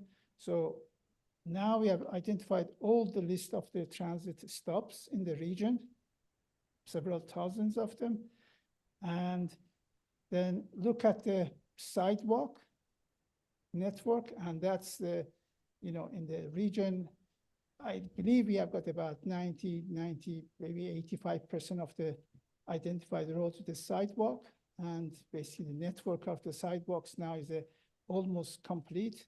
But we get all this, like yesterday I was in the TSCI meeting and somebody mentioned the error, and we are going to fix that one. So if anything here and there, we can fix it and get the much, more better sidewalk network.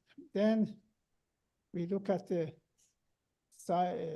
neighborhoods within a 15 minutes walk into each stop.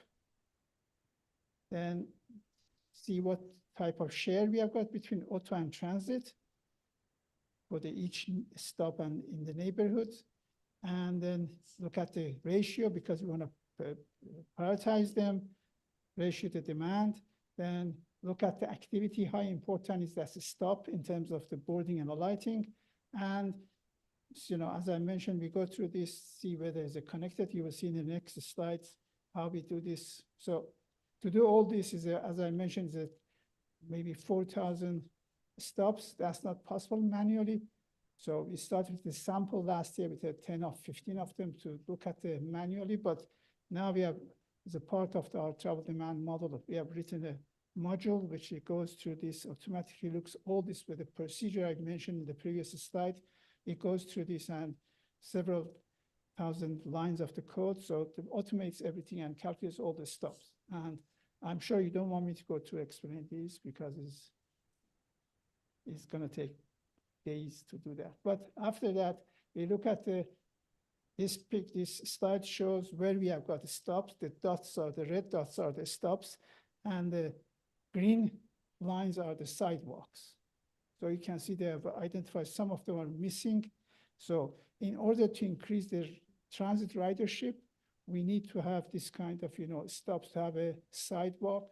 access to those stops. So we are identifying these but once we identify those connections, we need to prioritize them. So this is just the one sample we showed where we are missing almost from each county.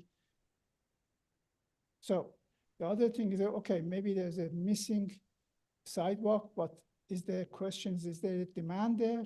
So we look at each zone, as you know, travel demand model we have has got about 9,000 zones. The old 9,000 simply traffic analysis zone or neighborhoods. So we look at the demand for each one based on the trip generation module of the model. So as you see, darker green shows higher and more trips are generated in each neighborhood or attracted, and it goes lighter, becomes smaller. And so that's again, is important to have a higher demand for prioritization. And basically, if a zone has got, or a neighborhood has got higher demand, is gonna jump on the queue and get the higher priority for the connection. So we are doing this evaluation based on, and next step is gonna be after we create for prioritization, we're gonna go to bike, and bike has got the pedestrian, we are looking at 0.75 miles of the access. On the bike, we're gonna look at the bigger area and 3 miles from each stop and see how many, obviously it's gonna be bigger, area and sub area for each stop. And that's gonna be, so then after that, we prioritize for investment for the non-motorized bike and the pedestrian together. Any questions?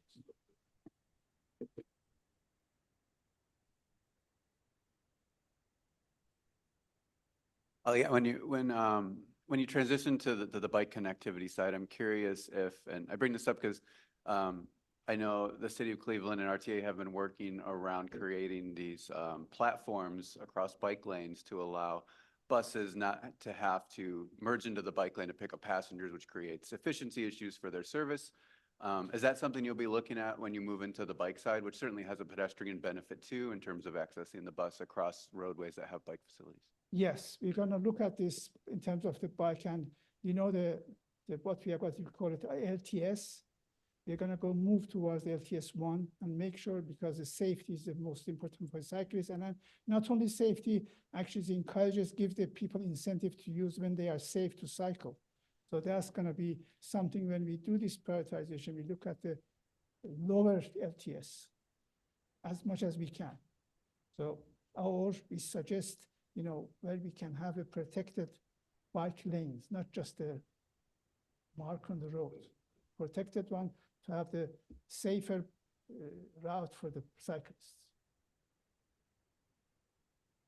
All right, any other questions? If not, we can move on to the next agenda item. Next agenda item is impacts of speeding on pedestrian safety, and the presenter is Kessa Turnbull. Good morning, Council. I'm here to present on the impacts of speeding on pedestrian and other vulnerable road users' safety. No action is requested currently, but we're hoping for some discussion. In 2021, there were over 7,000 pedestrians killed and over 60,000 injured in traffic crashes. On average, a pedestrian was killed every 71 minutes and injured every 9 minutes. Nationally, they account for 17% of all traffic fatalities in the country. As you can see, Ohio ranks towards the low end of the middle range, with 12% of total traffic fatalities being pedestrians. Crash injuries are estimated to be the 8th leading cause of death globally for all age groups, but they are particularly devastating for our youth because they are the leading cause of death for children and young people 5 to 29 years of age. The following video sends home the devastation when a child's life is taken away from them in a car crash, as so many are.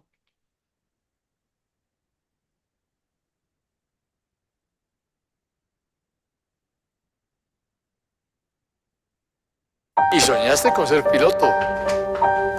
¿Qué dijo? Chao, papá. Sí, y que te llevaba por el mundo. Serás piloto con abuelo asistente. El colegio estaba muy chévere.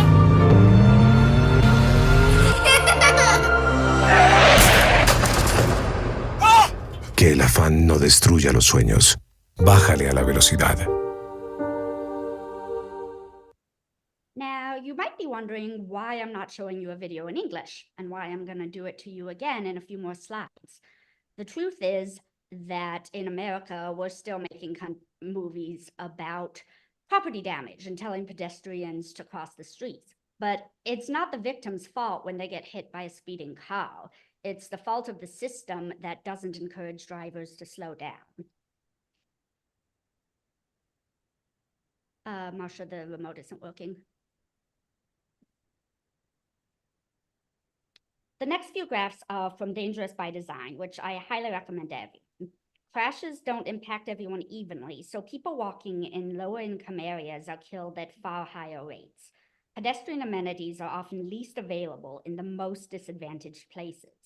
Fewer sidewalks, crosswalks, and other traffic calming measures make walking more dangerous. Wide straightaways and lacking streetscapes actively encourage speeding. As you can see in the graph, there is a direct correlation between low-income census tracts and increased pedestrian fatalities. Between 2010 and 2021, pedestrian deaths rose by 77%, especially during COVID. And Native Americans and Black Americans are disproportionately likely to die while walking. Now, getting into speeding specifically, it's a crime that we all commit from time to time, but how bad is it really? The answer is very. Nationally, there were over 12,000 speeding fatalities in 2021, which was a 14-year high and made up almost 1/3 of all traffic fatalities. That's over 33 people per day dying from speeding. Statewide, there were over 300 fatalities, shown in this map with Cuyahoga County, the clear loser at 48, due to speeding in 2023. Regionally, we had 68 speeding fatalities in 2023. We've already had 4 in 2024 as of January 31, and I just checked that figure again yesterday, and we are up to 9 now, with 6 of them in Cuyahoga County. The faster a car goes, the less chance a pedestrian has of surviving a crash. Only a little extra speed makes a big difference. If you're hit by a car going 23 miles per hour, you only have a 10% chance of dying. But if you're hit at 42, say in a 35 zone, that skyrockets up to 50%. And if you're unlucky enough to be hit at 58, you have a 90% chance of death. We literally see less when we drive faster. Our cone of vision shrinks so that we only see people who are directly in front of us and aren't prepared to stop for someone stepping off from a sidewalk. Our reaction time and braking time both increase as we go faster. So while we can stop in only 60 feet at 20 miles per hour, that stopping distance nearly doubles for 30, which, let's remember, is less than the 35 speed limit many of us have in our cities. Internationally, experts are proposing that we go even lower than 25. This is an example of a proposed safer speed limit model in the Netherlands alongside the existing general speed limits. As you can see, they're suggesting that 25, 30, and 35 mile per hour zones be brought down to 19. And this isn't impossible even in this country. Some of you may have heard of Seattle, Washington, which is kind of the poster child for reduced speed limits. But I just learned yesterday that the city of Tacoma has also lowered all of their non-arterial streets to 20 miles per hour and their arterials to 25. The following video really illustrates how much more control we're in when driving at a slower speed and what a difference it makes for the people outside our vehicle. We're going to skip the first part of this video, which is a survey of how fast people think it's okay to drive through residential neighborhoods, which garners responses of 50, 60, or even 80 kilometers per hour if you're in a rush, and pick up with drivers driving 50 or 31 miles per hour through a test course. Let's see what happens. อีกนิดนึงอัตรา50รักษา50ไว้ครับ50ครับ50ครับ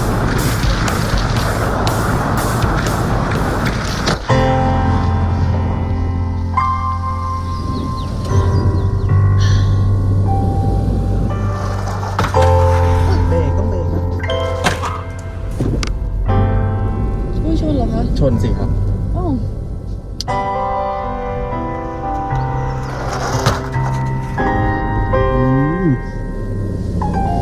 ใช่ ครับผมหลายมากเลย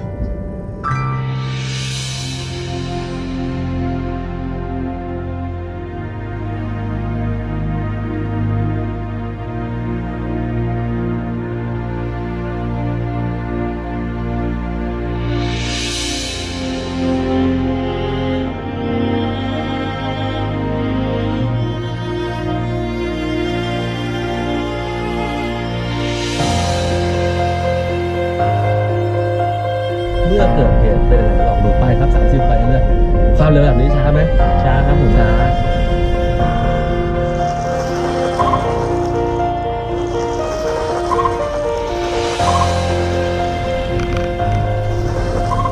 เห็นน้องข้ามถนนอย่างปลอดภัยไหมนี่คือหนึ่งเหตุผลในการขับรถด้วยความเร็วที่เหมาะสมในทางแคบมันช้าแต่ถ้ามีเรื่องขึ้นมาเราเซฟชีวิตคนได้1 คน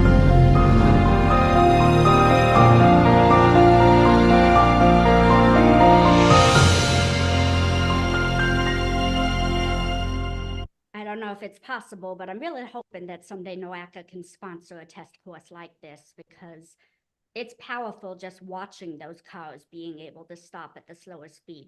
How much more powerful would it be if we could actually experience being able to stop for pedestrians?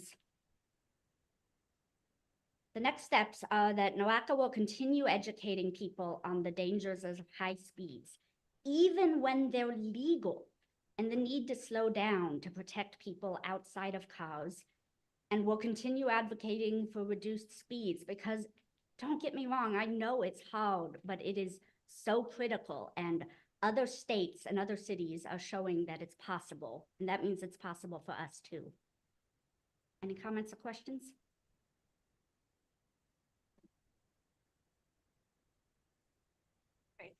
I'm just curious, how is like with EVs continuing to increase, and those are bigger and heavier, and those are harder to stop and take more distance.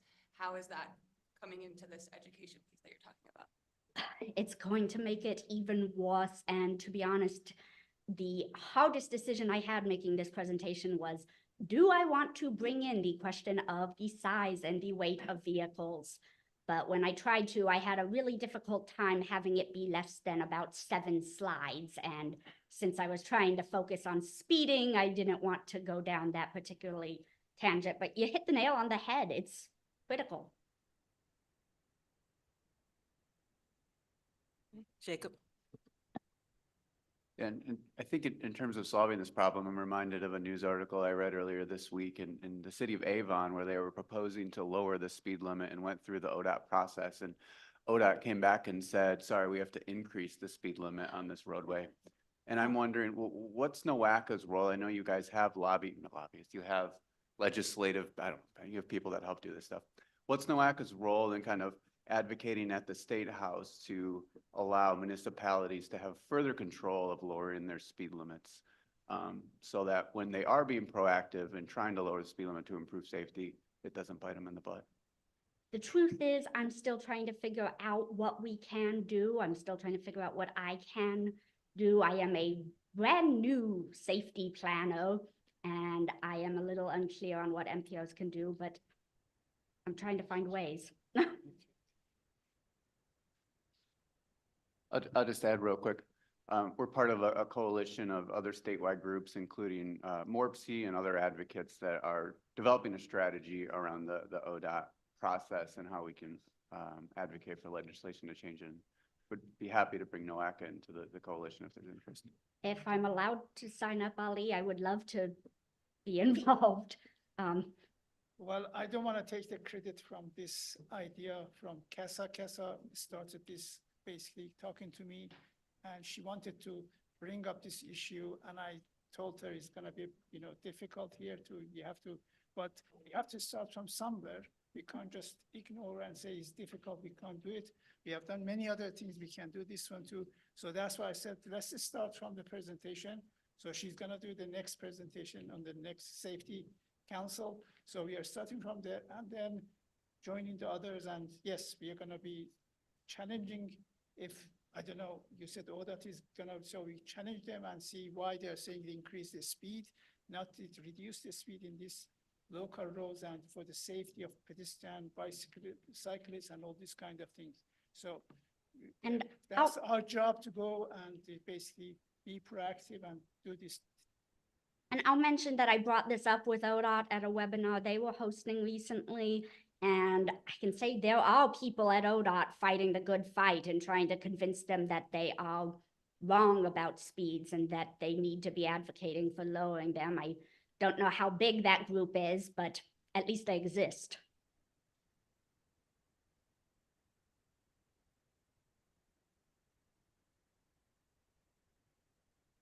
Hi, I'm Kira.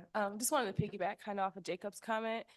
In Lorraine County, the city of Oberlin actually petitioned to lower their speed limit to ODOT for State Route 511, and they actually got it lowered from 35 to 30. But they were happy with that. They are able to now add mid-block crossings and RFBs. So Jacob, I don't know if you want to connect afterwards. They did give me the language they used. That's great, because I actually went to Oberlin and I remember 511 and it was scary walking or biking on it. Are there any additional questions? Angie?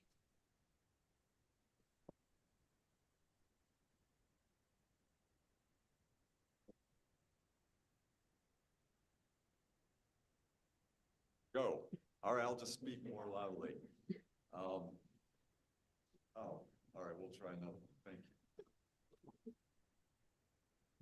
Hello? Hey, look at that. That's awesome.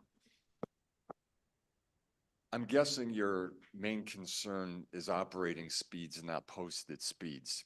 Both. And the reason I bring up that distinction is in the traffic engineering world over the last 2+ decades, we've been wrangling with what is the effect of posted speeds on driver behavior. A lot of research has been done and it's found that there's very little connection between lowering speed limits that are posted and actually seeing lower speeds on the road.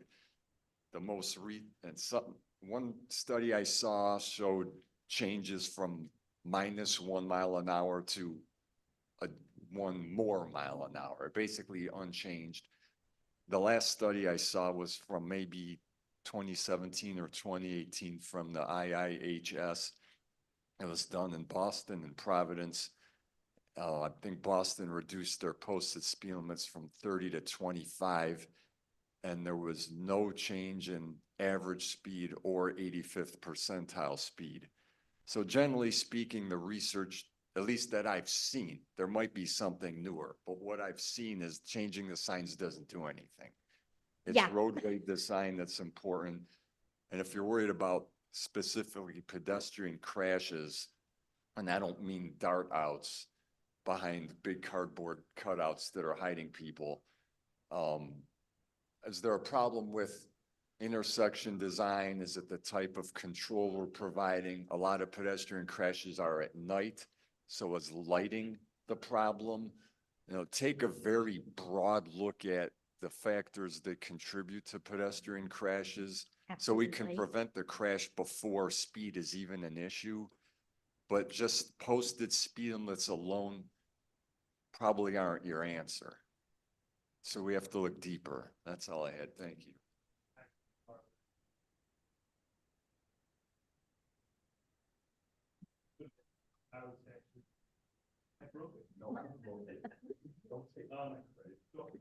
I actually, before I started this role, was the chair for District 3, which includes Avon and Lorraine County. And I was going to say what Andy said about our job at ODOT is to look at the section of roadway at which the speed limit reduction is being requested and make sure that the appropriate speed is posted for the conditions of the roadway. So if you have a section of roadway with wide shoulders, wide lanes, straight and flat, if you, like Andy said, if you were posted 25 on there, you're giving the pedestrians a false sense of security that drivers are actually going to go that speed limit. But what we're moving towards, and this is within the past year or two, is speed targeting. So if you want a lower speed on the roadway, there are things you can do to design that roadway so that it accommodates a lower speed. And at that time, it's appropriate to set a lower speed. So that's where we're moving at ODOT, is in that direction. And we don't have anything published yet, but we're working on those publications as far as speed targeting. I just want to give you ODOT's perspective on that. Sarah, I had reached out to ODOT through Kate Harley probably about a month or so ago on the speed committee that's been meeting with ODOT, and they did reference that they're working on that documentation and new policy and hoping to have it published in July, I believe. So any opportunities for this group to be able to see advanced copies, I think would be really helpful. I can ask.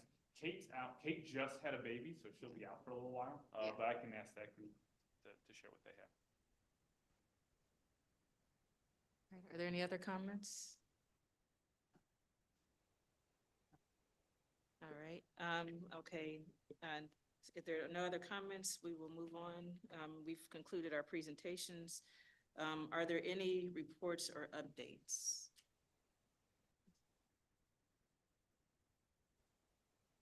James? Hi, thank you.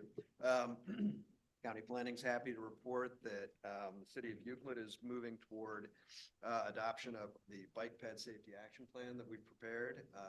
It went before Planning and Zoning Commission this past Tuesday and is going to council with a recommendation for adoption to the master plan. So looking forward to improvements on Euclid city streets. All right, any other reports or updates? Okay, none, we will move on. Any old business? Yes, Jacob.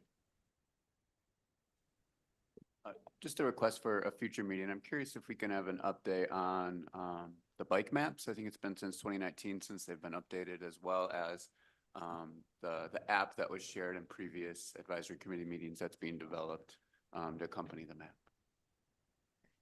We are developing that bike app, and we are hoping that now most people uses like what when you drive, you use your Google map and you this. So bike app is coming up, and so very soon we will have that. So at the same time, we are updating the bike maps, probably printed in a limited edition rather than because we are moving to the digital version of the bike app. Anything else? No, all right. Any new business? No, all right. If none, can I have a motion to adjourn? All right, a second? All right, all in favor? The meeting is adjourned.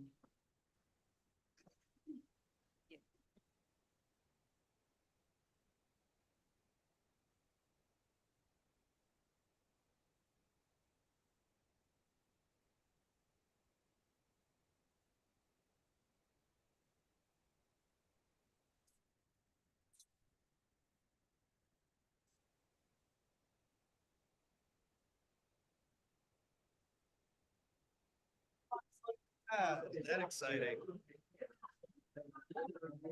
Oh my gosh.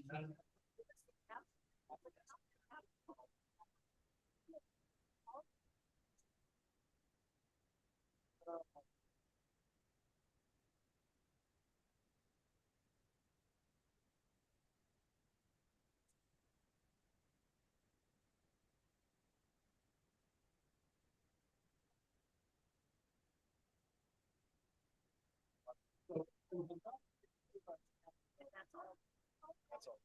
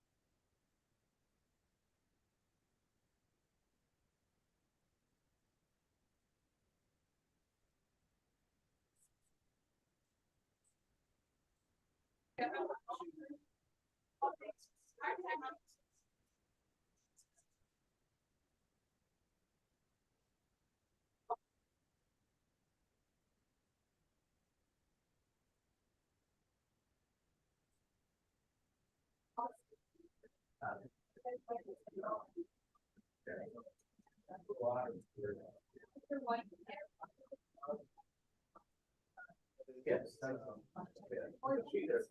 She did more stuff on it. She did more other stuff on this learning, so. It was a long weekend. It's a Monday. Okay.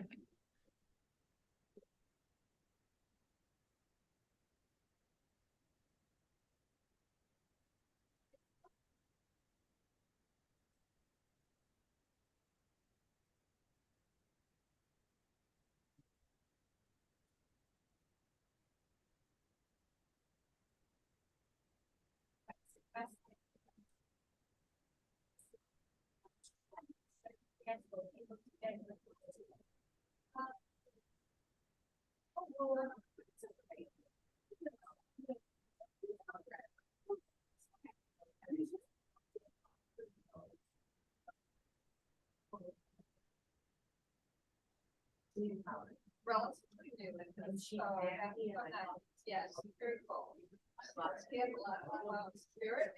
I love the spirit. Please tell her that. Okay, great. Thank you, that'll make her feel Good, I'm glad. Okay. Hey, Ed.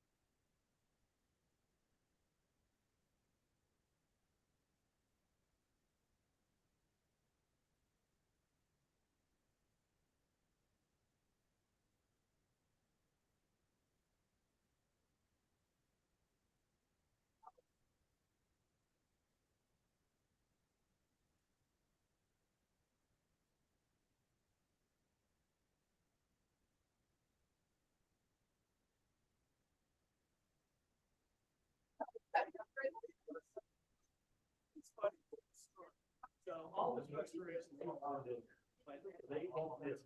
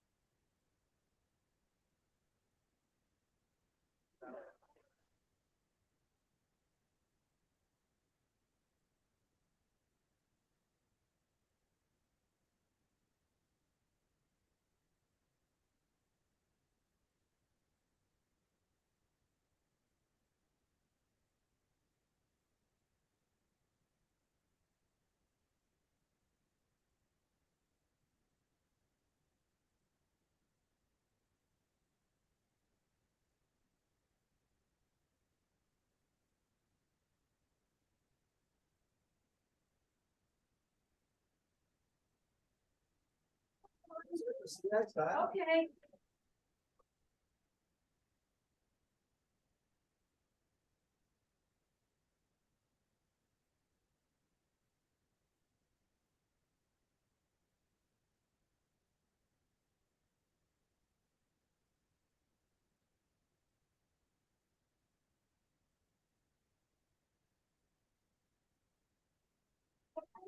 You too.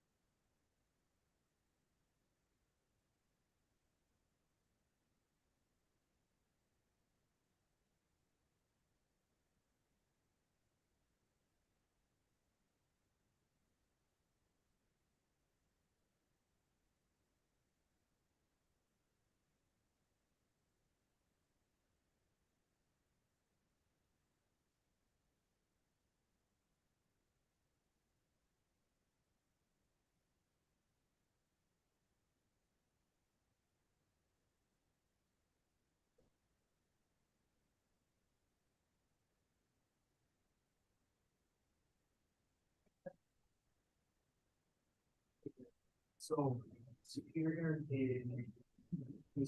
Have a good one. Let's see it. Thank you.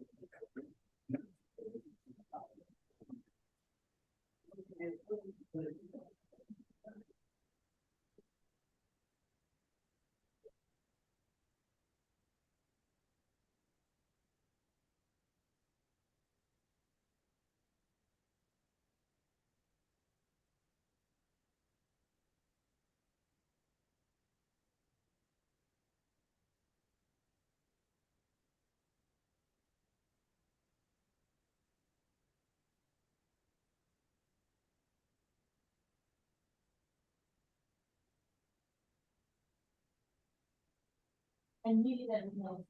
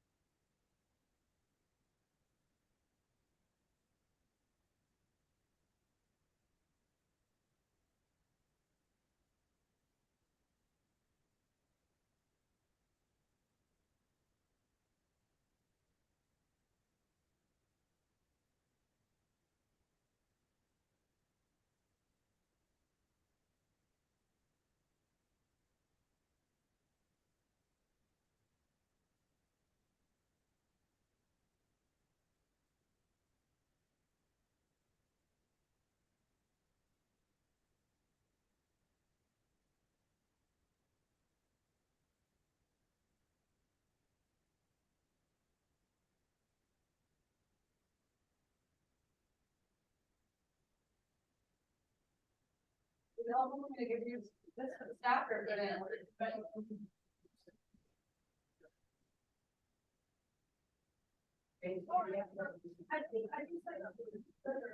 A while ago. So I'm not sure what happened. Yeah, so if you somehow use the LHPY. Okay. Thank you.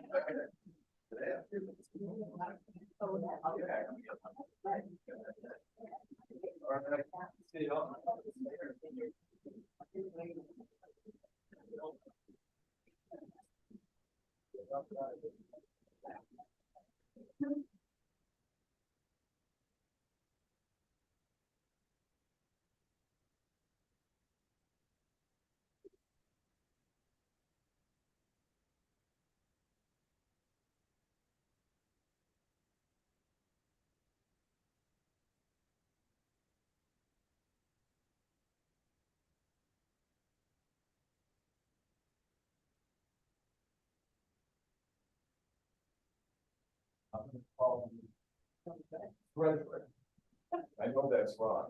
Maurice. It's very wrong. Thomas. Andrew. Oh, sorry, Antoine. I'm Andrew. See, I need this reminds me. All right, so I'm Andrew, you're Antoine. Well, I can't remember my kid's name. Sometimes I call William Alex or Alex James. Now I said, whoever you are, come here. No, my grandmother's dead. Oh, yeah. Yeah. She, this day in front of her, she applied every name, any of her grandkids, we were children. Yeah. And actually calls them and makes it like, you know. Yes. Yeah. Yeah, I really embarrass myself.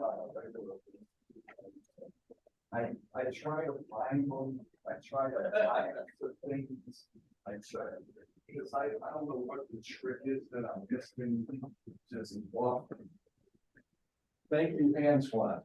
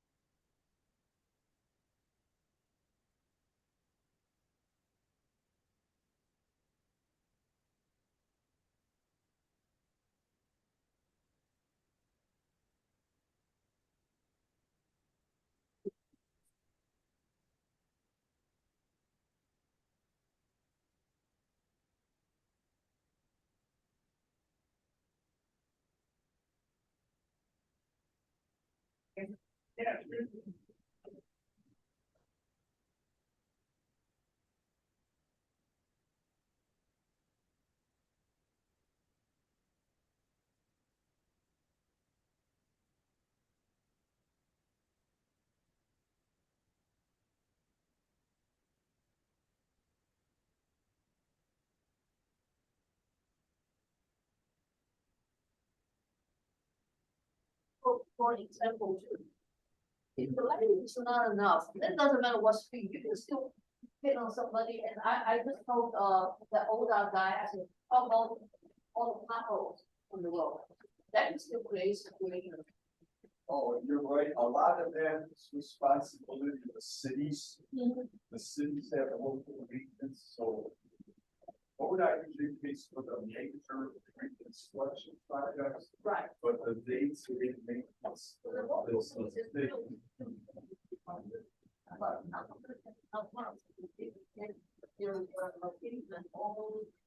Fixed up. So that's why, every year, always on. Oh, yeah, it's not.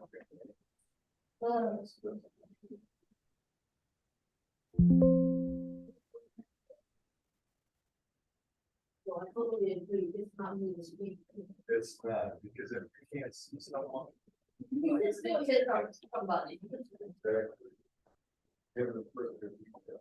Then you do, have you learned anything you're not doing?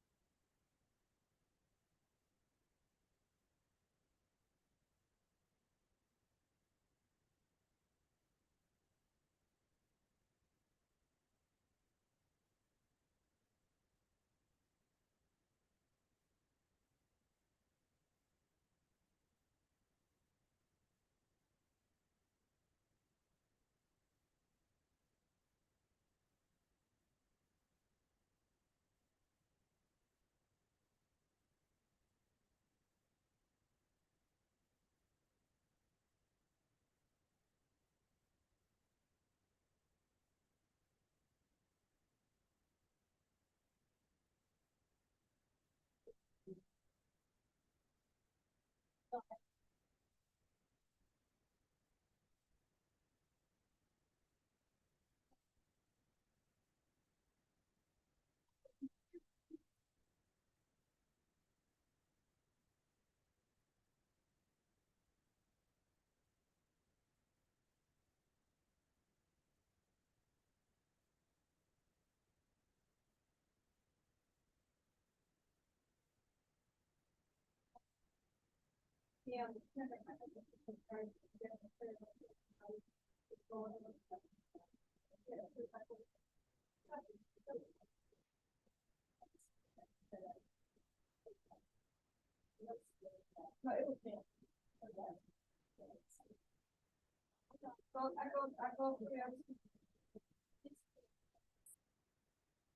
You have to go through the procedures and get it done. I took care of it. I should do that. You know, do it. But it's not done. Thank you. Not,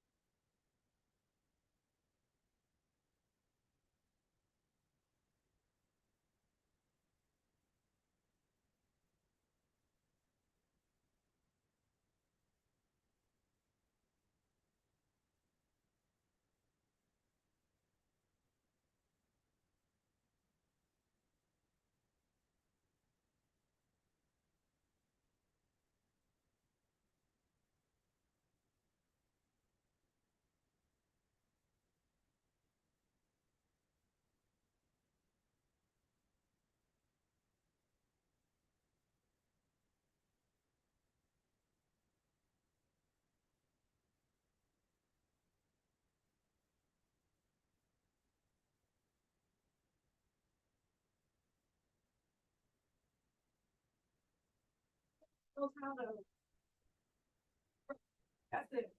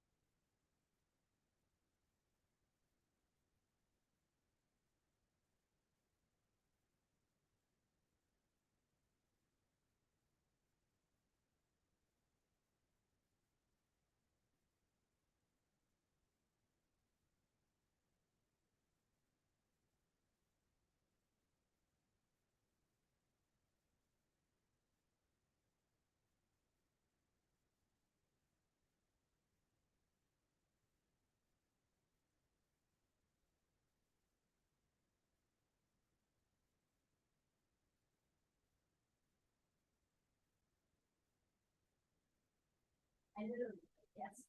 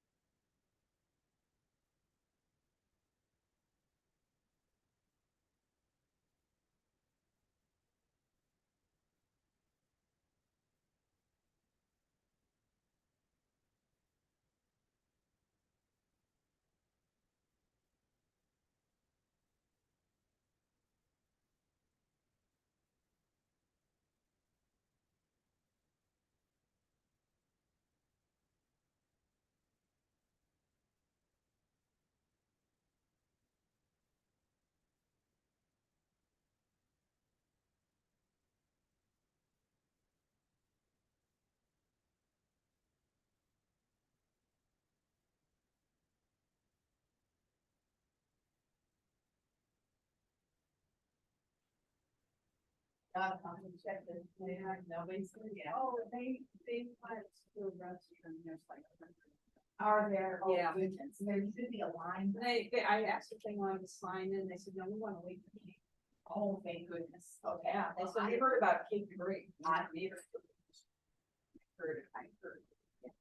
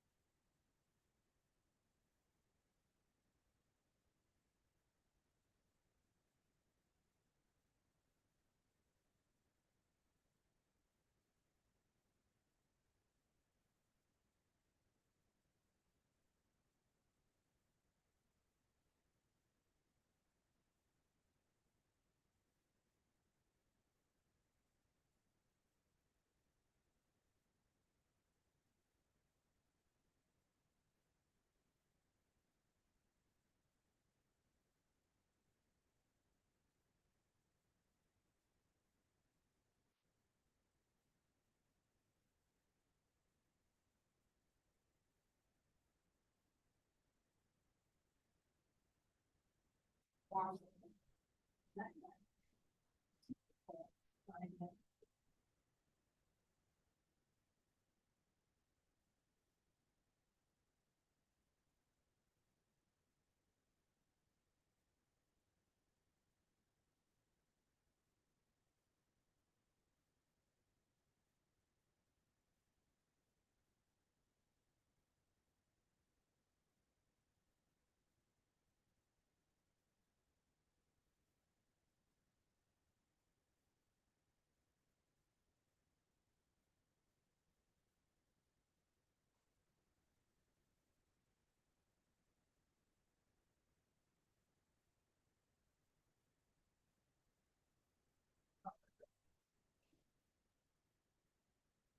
well, cool beans, thanks. I'm glad I ran into you up here. Right. I got like 2 minutes, I gotta go back down there, but God, I'm exhausted, I'm tired. I'm tired. Like, it was really people waking up and just walking around and getting away. I think it's because I'm so intensely focused on the screen today. It's making my eyes tired. The rest of me feels like I'm really like here.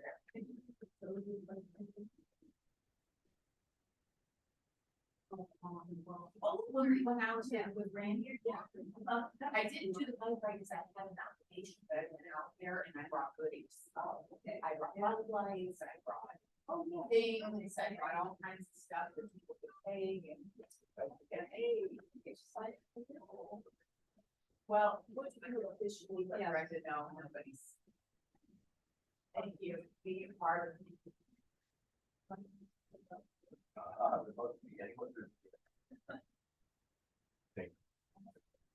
This one right here? Yeah. And there's, and you have time, like, it's like, and if you're a, like.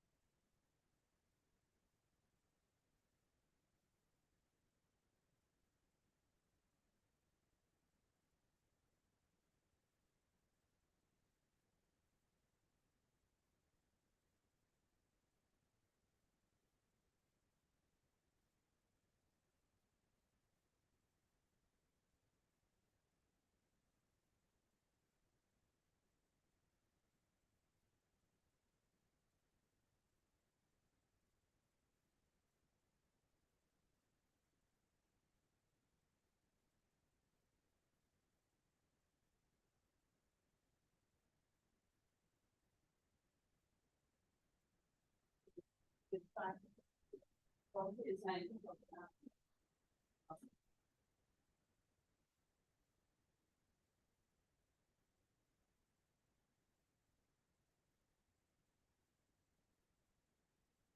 Yeah. Oh, no, she's working.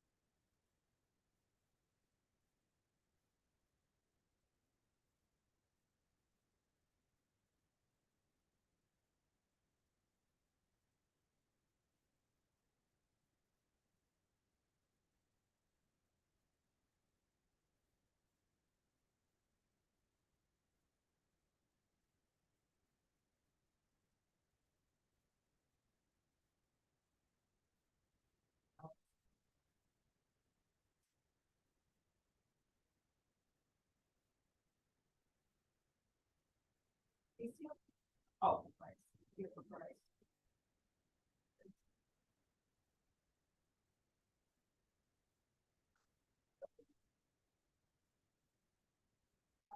This is. Okay. Oh, okay. Maybe you're, you know, because you're standing aside, people studying. Why don't you? I don't know. I don't know what it was, I don't know. But we did that.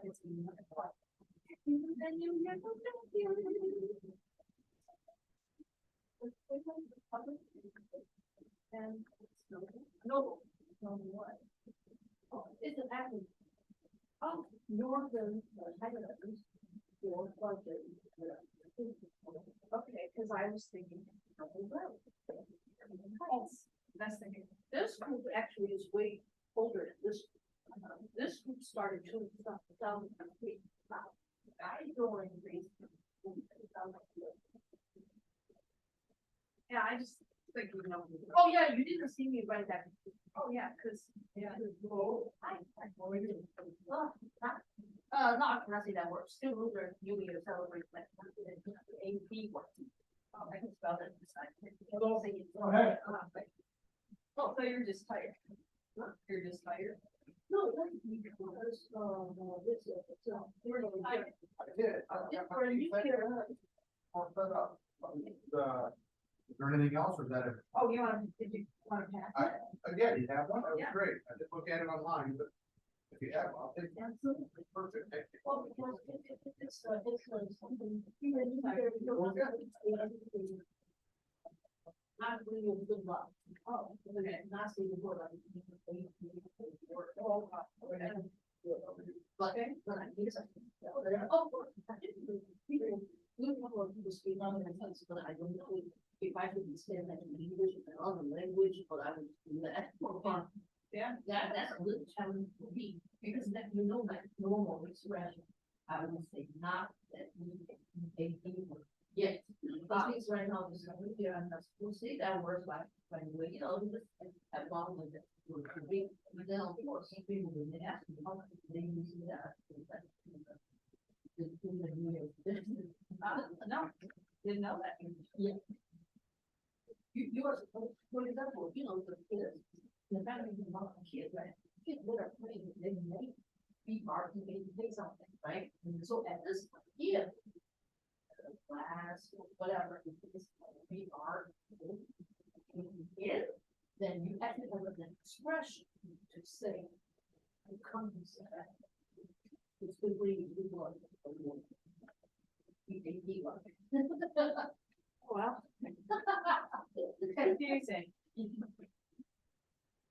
No, just think about that. In general, you have something PROAN, that's not good, right? But if it's already passed, you can say it, right?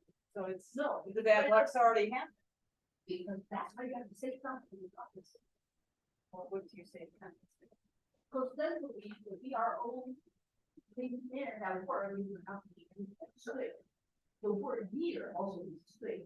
So you say another expression that is every year you are saying. You think that becomes a suggestion. Okay.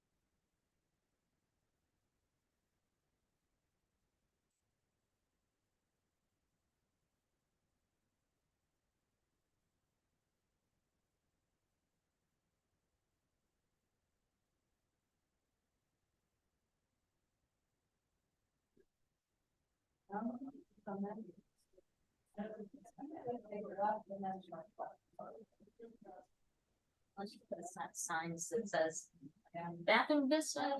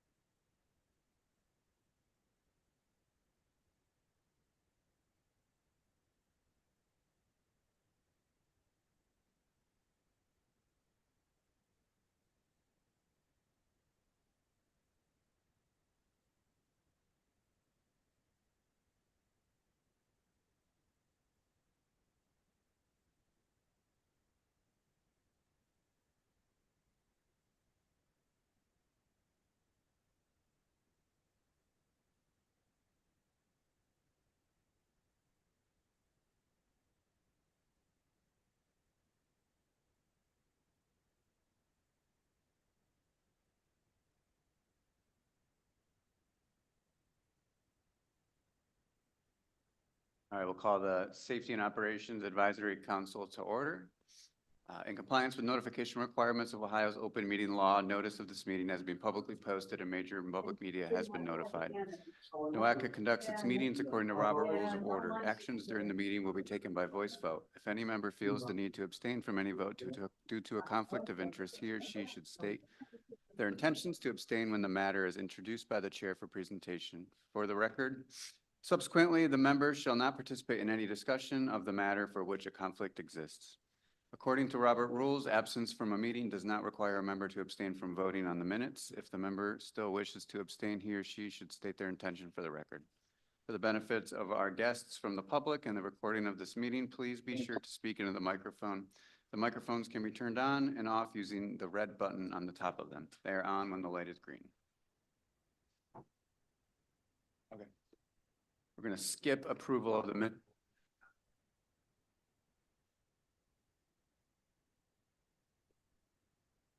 Has anybody signed in today for public comment? We have nobody signed in for public comment. Next is the chair's report, executive director report. Ali? Good afternoon. We have the household travel survey updates, and this activity started in summer. After a couple of years, I'm sure you know that every 10 years, like census, we do the household travel survey. And that was in census 2022, 2020, then because of the COVID, we delayed that. And because we wanted the traffic to come back to, as much as possible to normal.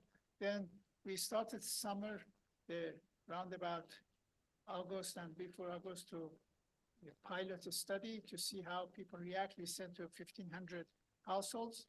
Then we got some feedback, and now if you can see on the line, the red line, we started yesterday sending out the main survey, the questionnaire and the plan for this is starting from yesterday, 100,000. The question, 100,000 households will be contacted, and then we go from the next week, 22nd, for another 75,000. And the purpose is to get the 9,000 out of the about 950,000 households, 1% collected data. Then we're going to stop anytime we get that 1% response. But the target is to get up to 500,000, which is about 50% of the households in this region.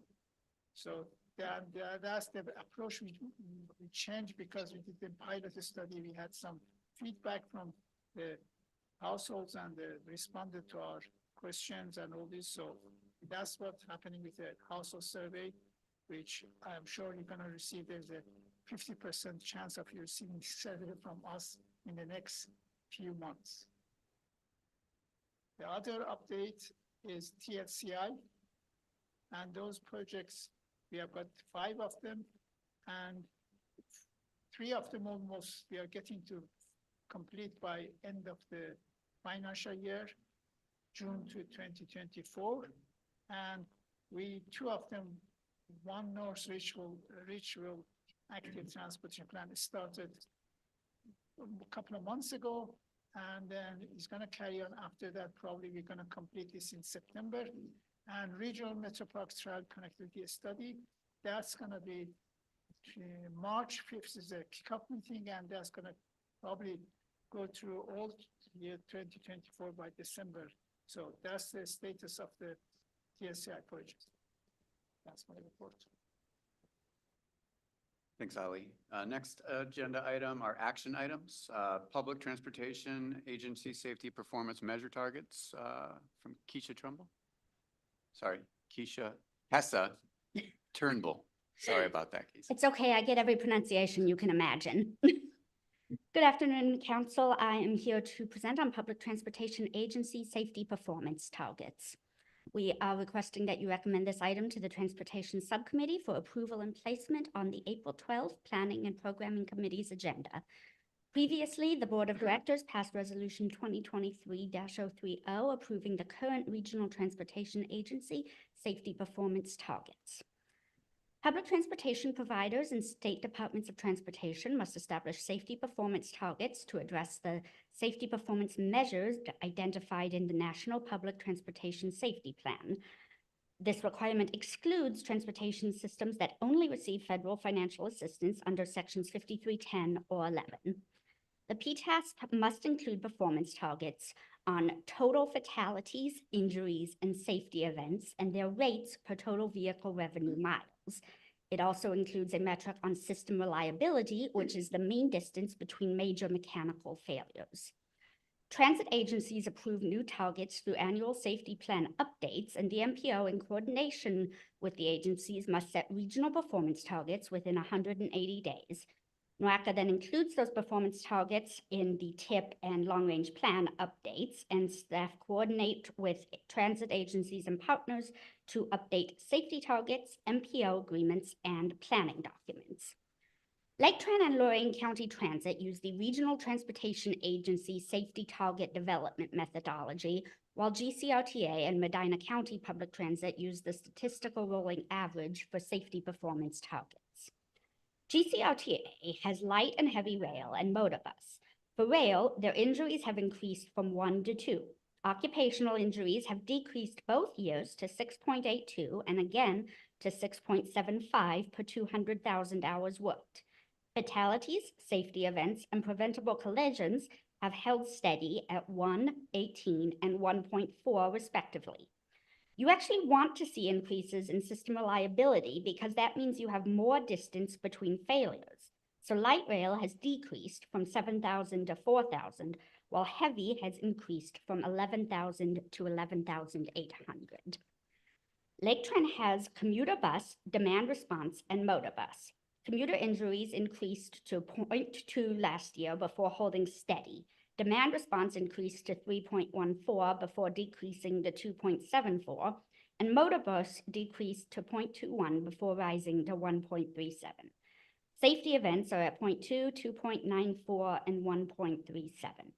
The system is getting more reliable for all modes and is now at 44, 38, and 14,000. Lorain has zeros across the board, and we're not really sure what's going on there, but at the Transit Council meeting, it was discussed trying to get them back into the loop. Medina injuries are increasing from 5 to 7 and 1 to 4, and that is per 10,000 miles instead of 100,000 due to an error, while their rates are decreasing. Demand response has safety events decrease from 0.1 to 0.06, while motor bus increases from 0.03 to 0.05. Rates and system reliability are decreasing and increasing respectively. The next steps are that the draft safety target recommendations will be presented to the Transportation Subcommittee, Planning and Program Committee, and for board action this year. NOACA staff will continue to coordinate with transit agencies in the development of PTASP and target setting. Any question? And we're asking that you recommend this item to the Transportation Subcommittee for approval and placement on the April 12 Planning and Programming Committee's agenda. Any questions or comments?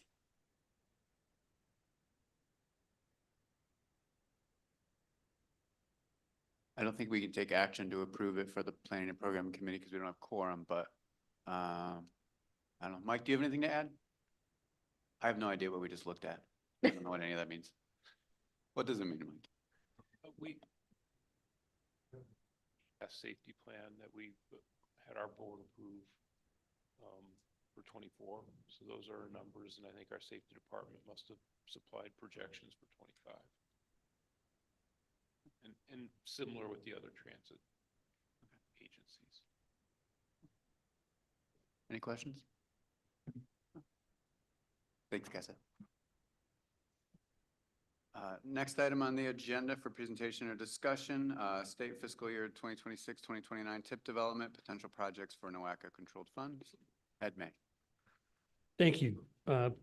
Yes, I am covering the development of our 26 to 29 TIP, primarily focusing on the process by which we will evaluate potential projects for NOACA funds for the 26 to 29 TIP. No action is being requested. This is being brought to the Advisory Council for information and input as we begin to develop our TIP for fiscal years 26 through 29. Again, I'll be reviewing the process and the methodology we'll use to evaluate potential projects for NOAC control funding in the TIP, not the portion of the TIP that consists of federal funds controlled by ODOT. That will come at a later time. This is for the NOACA funding programs. Previous action, we presented the criteria and the methodology to evaluate projects to the Planning and Programming Committee for their input and discussion. We did this in January. So our TIP is the program of transportation projects to be implemented over the next 4 years using FHWA and FTA funding, and it contains both NOACA funded projects and ODOT funded projects. It implements our long-range plan and becomes part of the statewide TIP transportation improvement program and is developed every 2 years. The TIP comprises the roadway and transportation alternatives element, which includes projects funded with ODOT district, major, and local federal funding programs, and also statewide congestion mitigation and air quality program. And then also the NOACA funding programs. It also includes the transit element, which is includes each transit agency's capital program for the 4-year period, and appendices that deal with public involvement procedures and requires analysis of financial assessment and fiscal constraint, air quality, conformity, and documentation, and an analysis of environmental justice. Again, as we're beginning to develop the TIP for 26 through 29, which will ultimately be presented to our board in March of calendar year 2025, and will take effect on June 1st of calendar year or July 1st rather, 2025, and run through June 30th of calendar year 2029. As I mentioned previously, a component of the overall TIP is the program of projects that will be funded with NOACA funds. So we'll be evaluating potential projects in accordance with our methodology to develop a program of projects to be funded by NOACA in the TIP for 26 through 29. The traditional NOACA funding sources are the Surface Transportation Block Grant Program, the Transportation Alternatives Funding, and the Carbon Reduction Program funding. These are currently directly allocated to NOACA. And then we have the CMAQ program for projects that were approved for statewide CMAQ funding. And the most recent application period for that was completed in December of 2023. So the CMAQ funded projects are already determined through 2029. So when we evaluate the potential projects in accordance with this methodology, we're looking to elevate and advance projects that best represent the priorities contained in our plan. So projects that we ultimately advance and are consistent with the board priorities, and also to align with state and federal transportation management initiatives. We have ENEO 2050, the long-range plan with many projects in it that will inform this effort. Also, the reauthorization bill does have focus areas and funding requirements associated with it that we'll also be paying attention to.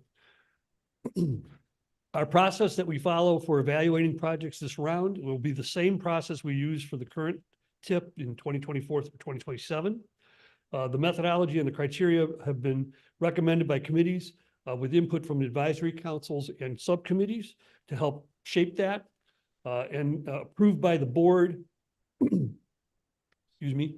The process incorporates our ENEO plan priorities and also policies and initiatives that have been adopted over the last few years that will also be considered, like our equity statement, our complete and green streets policy, and interchange policy.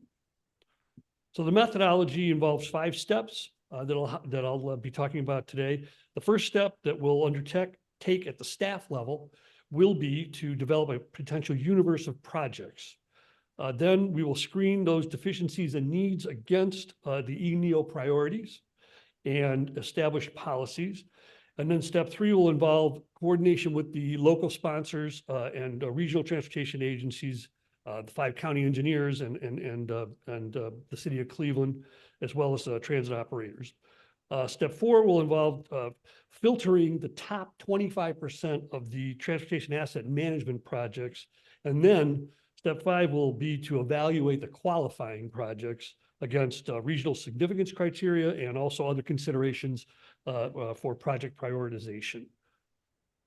So with respect to step 1, the universe of projects that will be evaluated will be derived from the ENEO minor and major constraint and illustrative lists. These contain the projects that will maintain or enhance or expand the transportation system. It also include the plans, programs, and policies and projects to implement strategies that are outlined in the plan.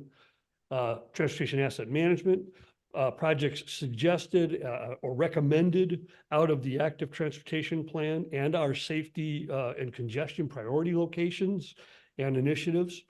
And also projects that that were submitted from local communities and regional transit agencies when we were developing the plan initially. So this all has a sort of a target construction year or equivalent thereof through plan year 2029. So then we'll screen these this project universe and for how they align with the ENEO plan.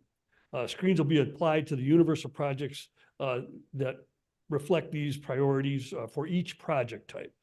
For pavement, we're going to look at what aligns with the Transportation Asset Management Program. Bridge priorities will be screened based on bridge condition data. Our congestion and safety lists, again, whether they align with identified congested corridors and locations and strategies in our congestion management plan and signal timing optimization plan. Safety projects, projects involving, signing, guardrail, intersection improvements, signalization, things that, projects and programs that enhance safety for all users. And we want to make sure what aligns with identified NOACA safety plans. And, excuse me, that would be like the Transportation Safety Action Plan, Safe Routes to School, and SAVE Plan.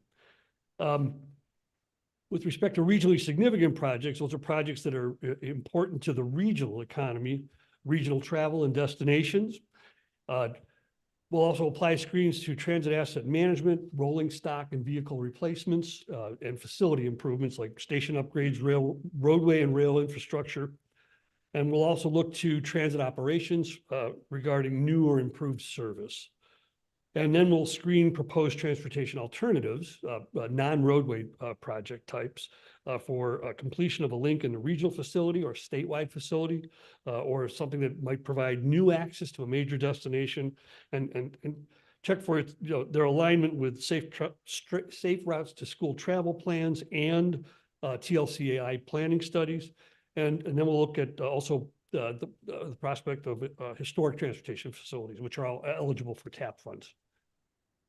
So once we do that, we will then want to get with the communities to review the needs that we have and make sure that they align with what communities' capital programs and other planning programs recommend or suggest. So we'll coordinate with the regional and local sponsors to review and get input on the filtered tip universe of projects against their priorities. We'll send out letters to communities in the region requesting review of the universe with respect to scope, schedule, and budget.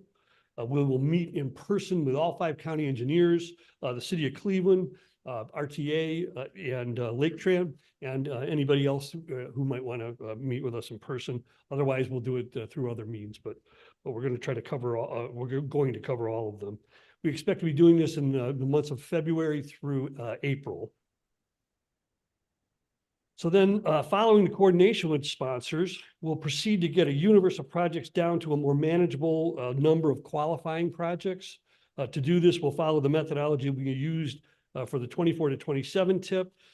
First, we will filter the top 25% of the TAM preservation projects, then apply each county's respective percentage of the regional vehicle miles traveled to get a representative number of the qualifying deficiencies for each county. We'll sort that by cost effectiveness within each county. Then we're also going to eliminate or remove any roadway segments or projects that have been done or are planned to be done with other resources. And then to that, we'll add all the other qualifying project types. adopted by the board, congestion, safety, transportation alternatives, and regionally significant projects. So the qualifying project will be evaluated against our regional significance criteria based on regional connectivity factors that evaluate whether a roadway provides access to a facility with a multi-county or regional impact for 2 points, or if it has a county impact, which would get it 1 point, and then or a community impact, which actually doesn't result in any points. So we'll be looking at these roadways in terms of how important the roadway is to regional travel and regional destinations and getting people to and from where they need to go. And how a roadway addresses a deficiency or improves access to job centers, educational and governmental institutions, medical centers, intermodal facilities, cultural, sports, entertainment venues, from a regional, a county, and a community-based perspective. So this table shows you the types of facilities and their respective weight factors and weighted points used in the development of this process for a potential maximum of 11 points. Then we'll also be looking at the plan relationship. That is how the projects align with adopted NOACA plans and initiatives. We may have an identified roadway deficiency that we also know that roadway deficiency might have a safety or congestion need. It might be a priority freight plan route. It might carry a transit or arterial fixed route, or maybe important to transit-oriented development. It might align with an existing or an E-NEO recommended or planned or proposed bicycle facility, such as bike lanes or all-purpose trail or buffered or separated bike lanes, an active bicycle infrastructure. Also, we'll look at projects against recommendations that have come out of completed safe routes to school travel plans and also TLCI studies, planning studies rather. And also recommended pedestrian infrastructure, like smart crossings, mid-block crossings, and signalized intersections. 1 point for each of these.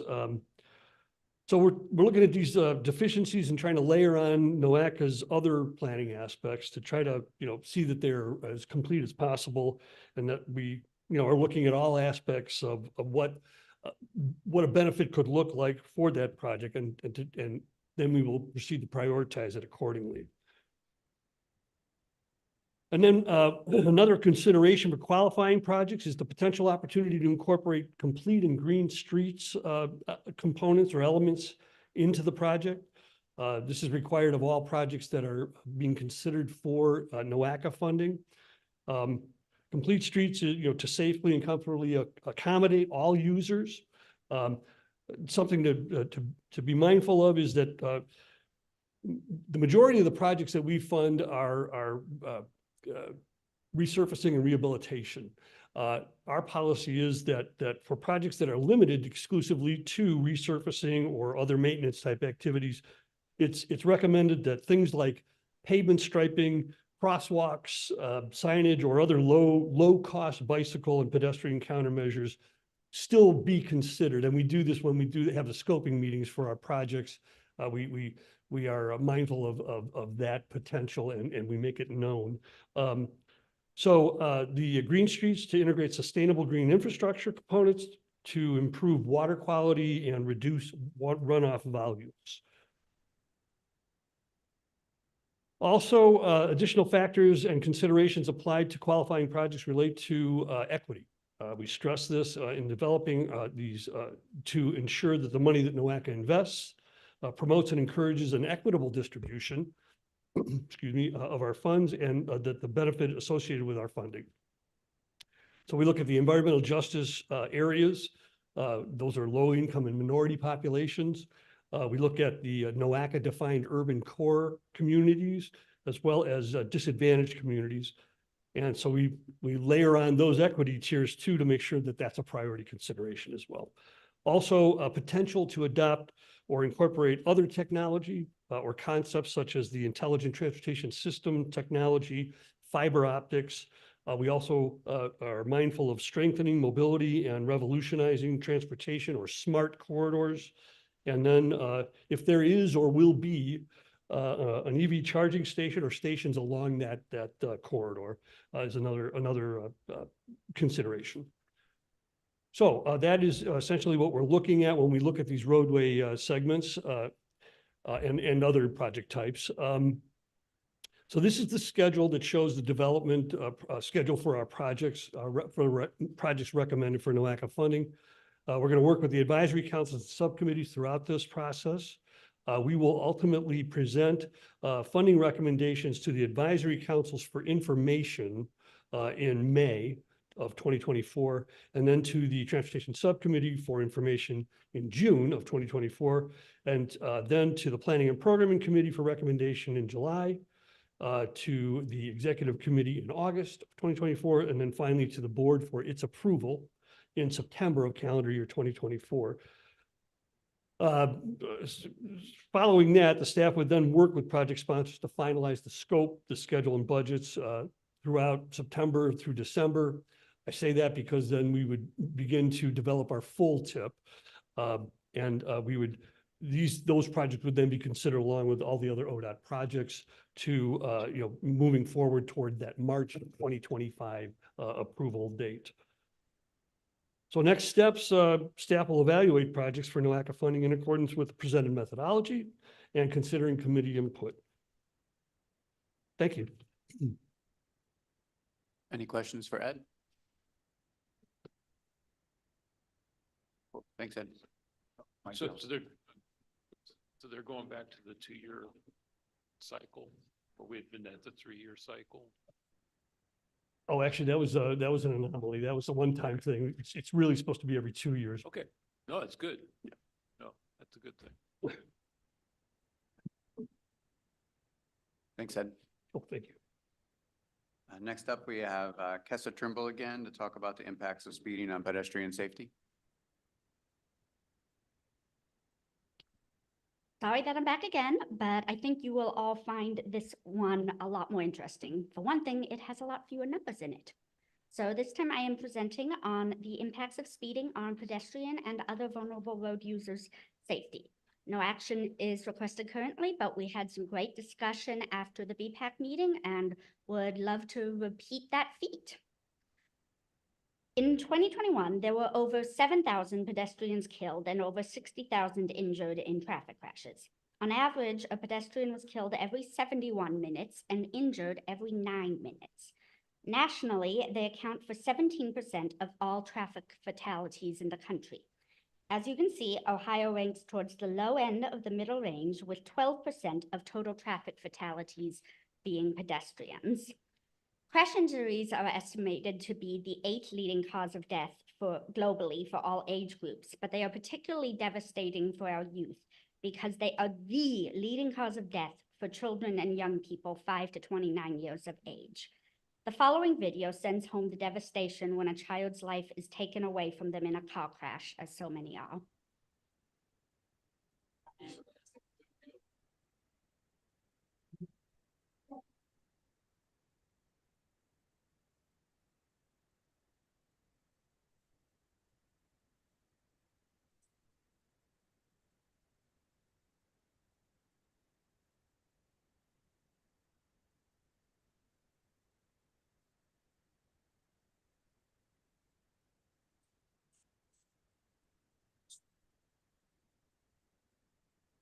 Now you might be asking why I'm showing you a video in Spanish instead of English. The reason is because in America, we're still making videos about looking both ways before you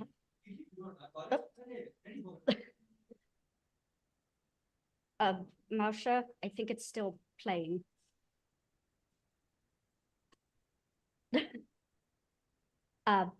Because we're still making videos about looking both ways before you cross the street and blaming the victims and concentrating on property damage. But it's not the victim's fault when they cross the street and get hit by a speeding car.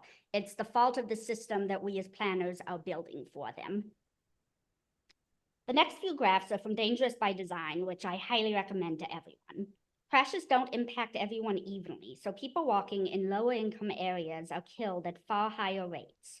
Pedestrian amenities are often least available in the most disadvantaged places. Fewer sidewalks, crosswalks, and other traffic calming measures make walking more dangerous. Wide straightaways and lacking streetscapes actively encourage speeding. As you can see in the graph, there is a direct correlation between low-income census tracts and increased pedestrian fatalities. Between 2010 and 2021, pedestrian deaths rose by 77%, especially during COVID, and Native American and Black Americans are disproportionately likely to die while walking. Now getting into speeding specifically. It's a crime that we all commit from time to time, but how bad is it really? The answer is very. Nationally, there were over 12,000 speeding fatalities in 2021, which was a 14-year high and made up almost 1/3 of all traffic fatalities. That's over 33 people per day dying from speeding. Statewide, there were over 300 fatalities, shown in this map, with Cuyahoga County the clear loser at 48 due to speeding in 2023.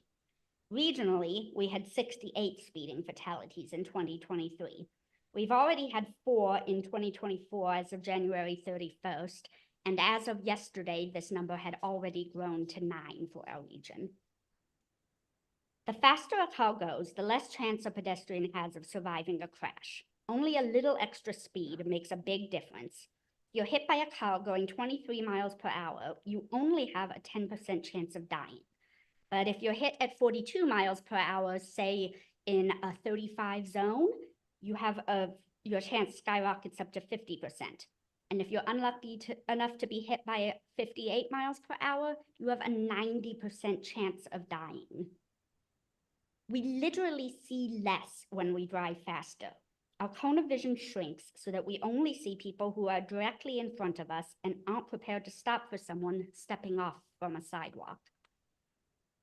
Our reaction time and braking time both increase as we go faster. So while we can stop in only 60 feet at 20 miles per hour, that stopping distance nearly doubles for 30, which, let's remember, is less than the 35 mile per hour speed limit many of us have in our cities.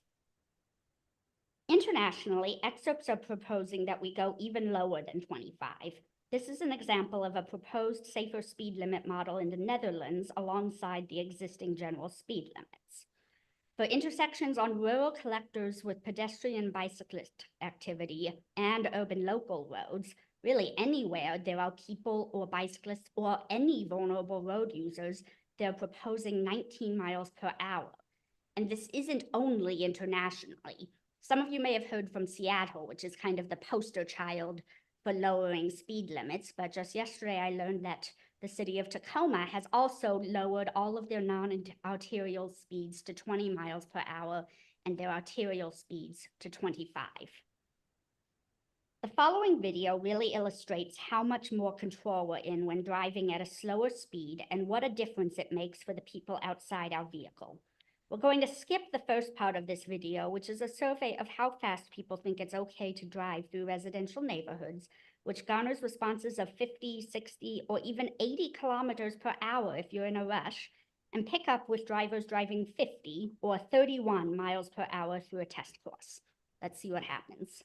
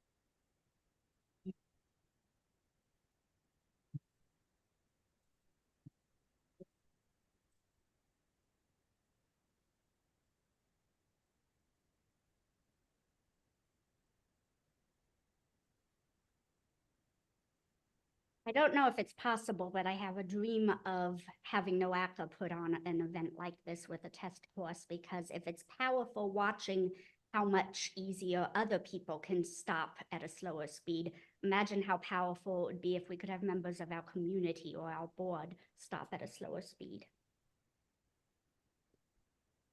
Could you advance the slide?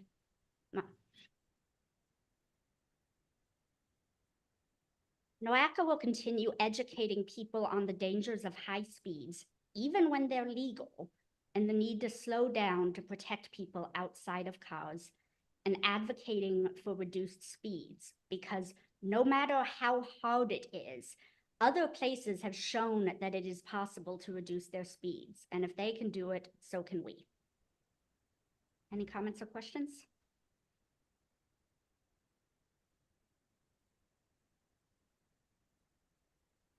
This is Tony Toth from ODOT District 12. I just want to remind the board that a couple years ago, ODOT made some changes in the way we look at speed limits, particularly 35-mile-per-hour zones and vulnerable road users.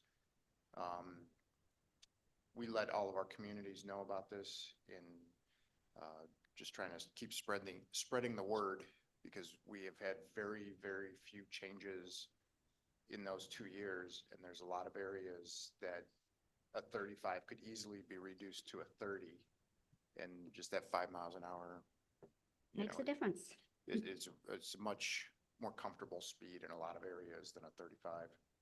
So just wanted to remind everybody that is out there.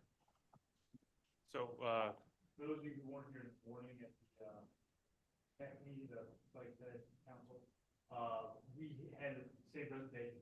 Great, this is good first time, even better the second time. And it came up as far as how Ohio law relates to changing speed limits and what we can and can't do. So at ODOT, we have a pilot program that we're trying to launch, and this was based on a question that was asked at that meeting. And it's called Designing for 25.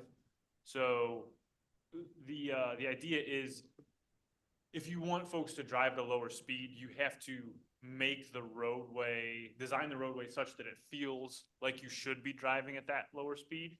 So we're looking at some pilot corridors, and I don't know if we've decided yet which ones you selected. You know, honestly, if your communities have any, I think they might still be taking suggestions. I don't know, Tony, do you know? No. Okay. Okay. They're trying to select 5 to 10 corridors and set aside a maximum of $25 million for project development. And it would look at things like lane repurposing, curb bump outs, pedestrian hybrid beacons or RFB, median refuge islands, a hardened center line, raised crossings or intersections, speed humps, mini roundabouts, and leading pedestrian intervals, engineering, things like that. So there's a couple. At statewide, they threw out, one of them was actually in Elyria, so that's in our neck of the woods. So we are launching a pilot program to look at this, and we'll probably be, I'm guessing we'll be doing before and after speed data from radar, INRIX types of sources to see how it works. So, and then it was asked about, is there any design guidance for speed targeting? Not yet. I think it's something that it's kind of being talked about more, but I'm not sure if we have anything in the works or not right now, other than this. So I can talk more about it at the next meeting.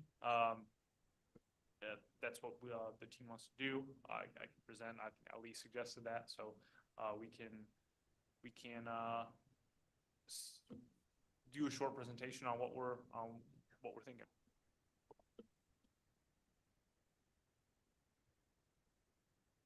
Any other comments, discussion? Thanks, Kessa. Next agenda item, reports and updates. Are there any reports or updates? All right, seeing none. Any old business? Old business? Any new business? No. All right, can I have a motion to adjourn the Safety and Operations Council? Motion? All right, motion. Any second? I guess we don't do this when I'm quorum anyways. Everybody have a good weekend.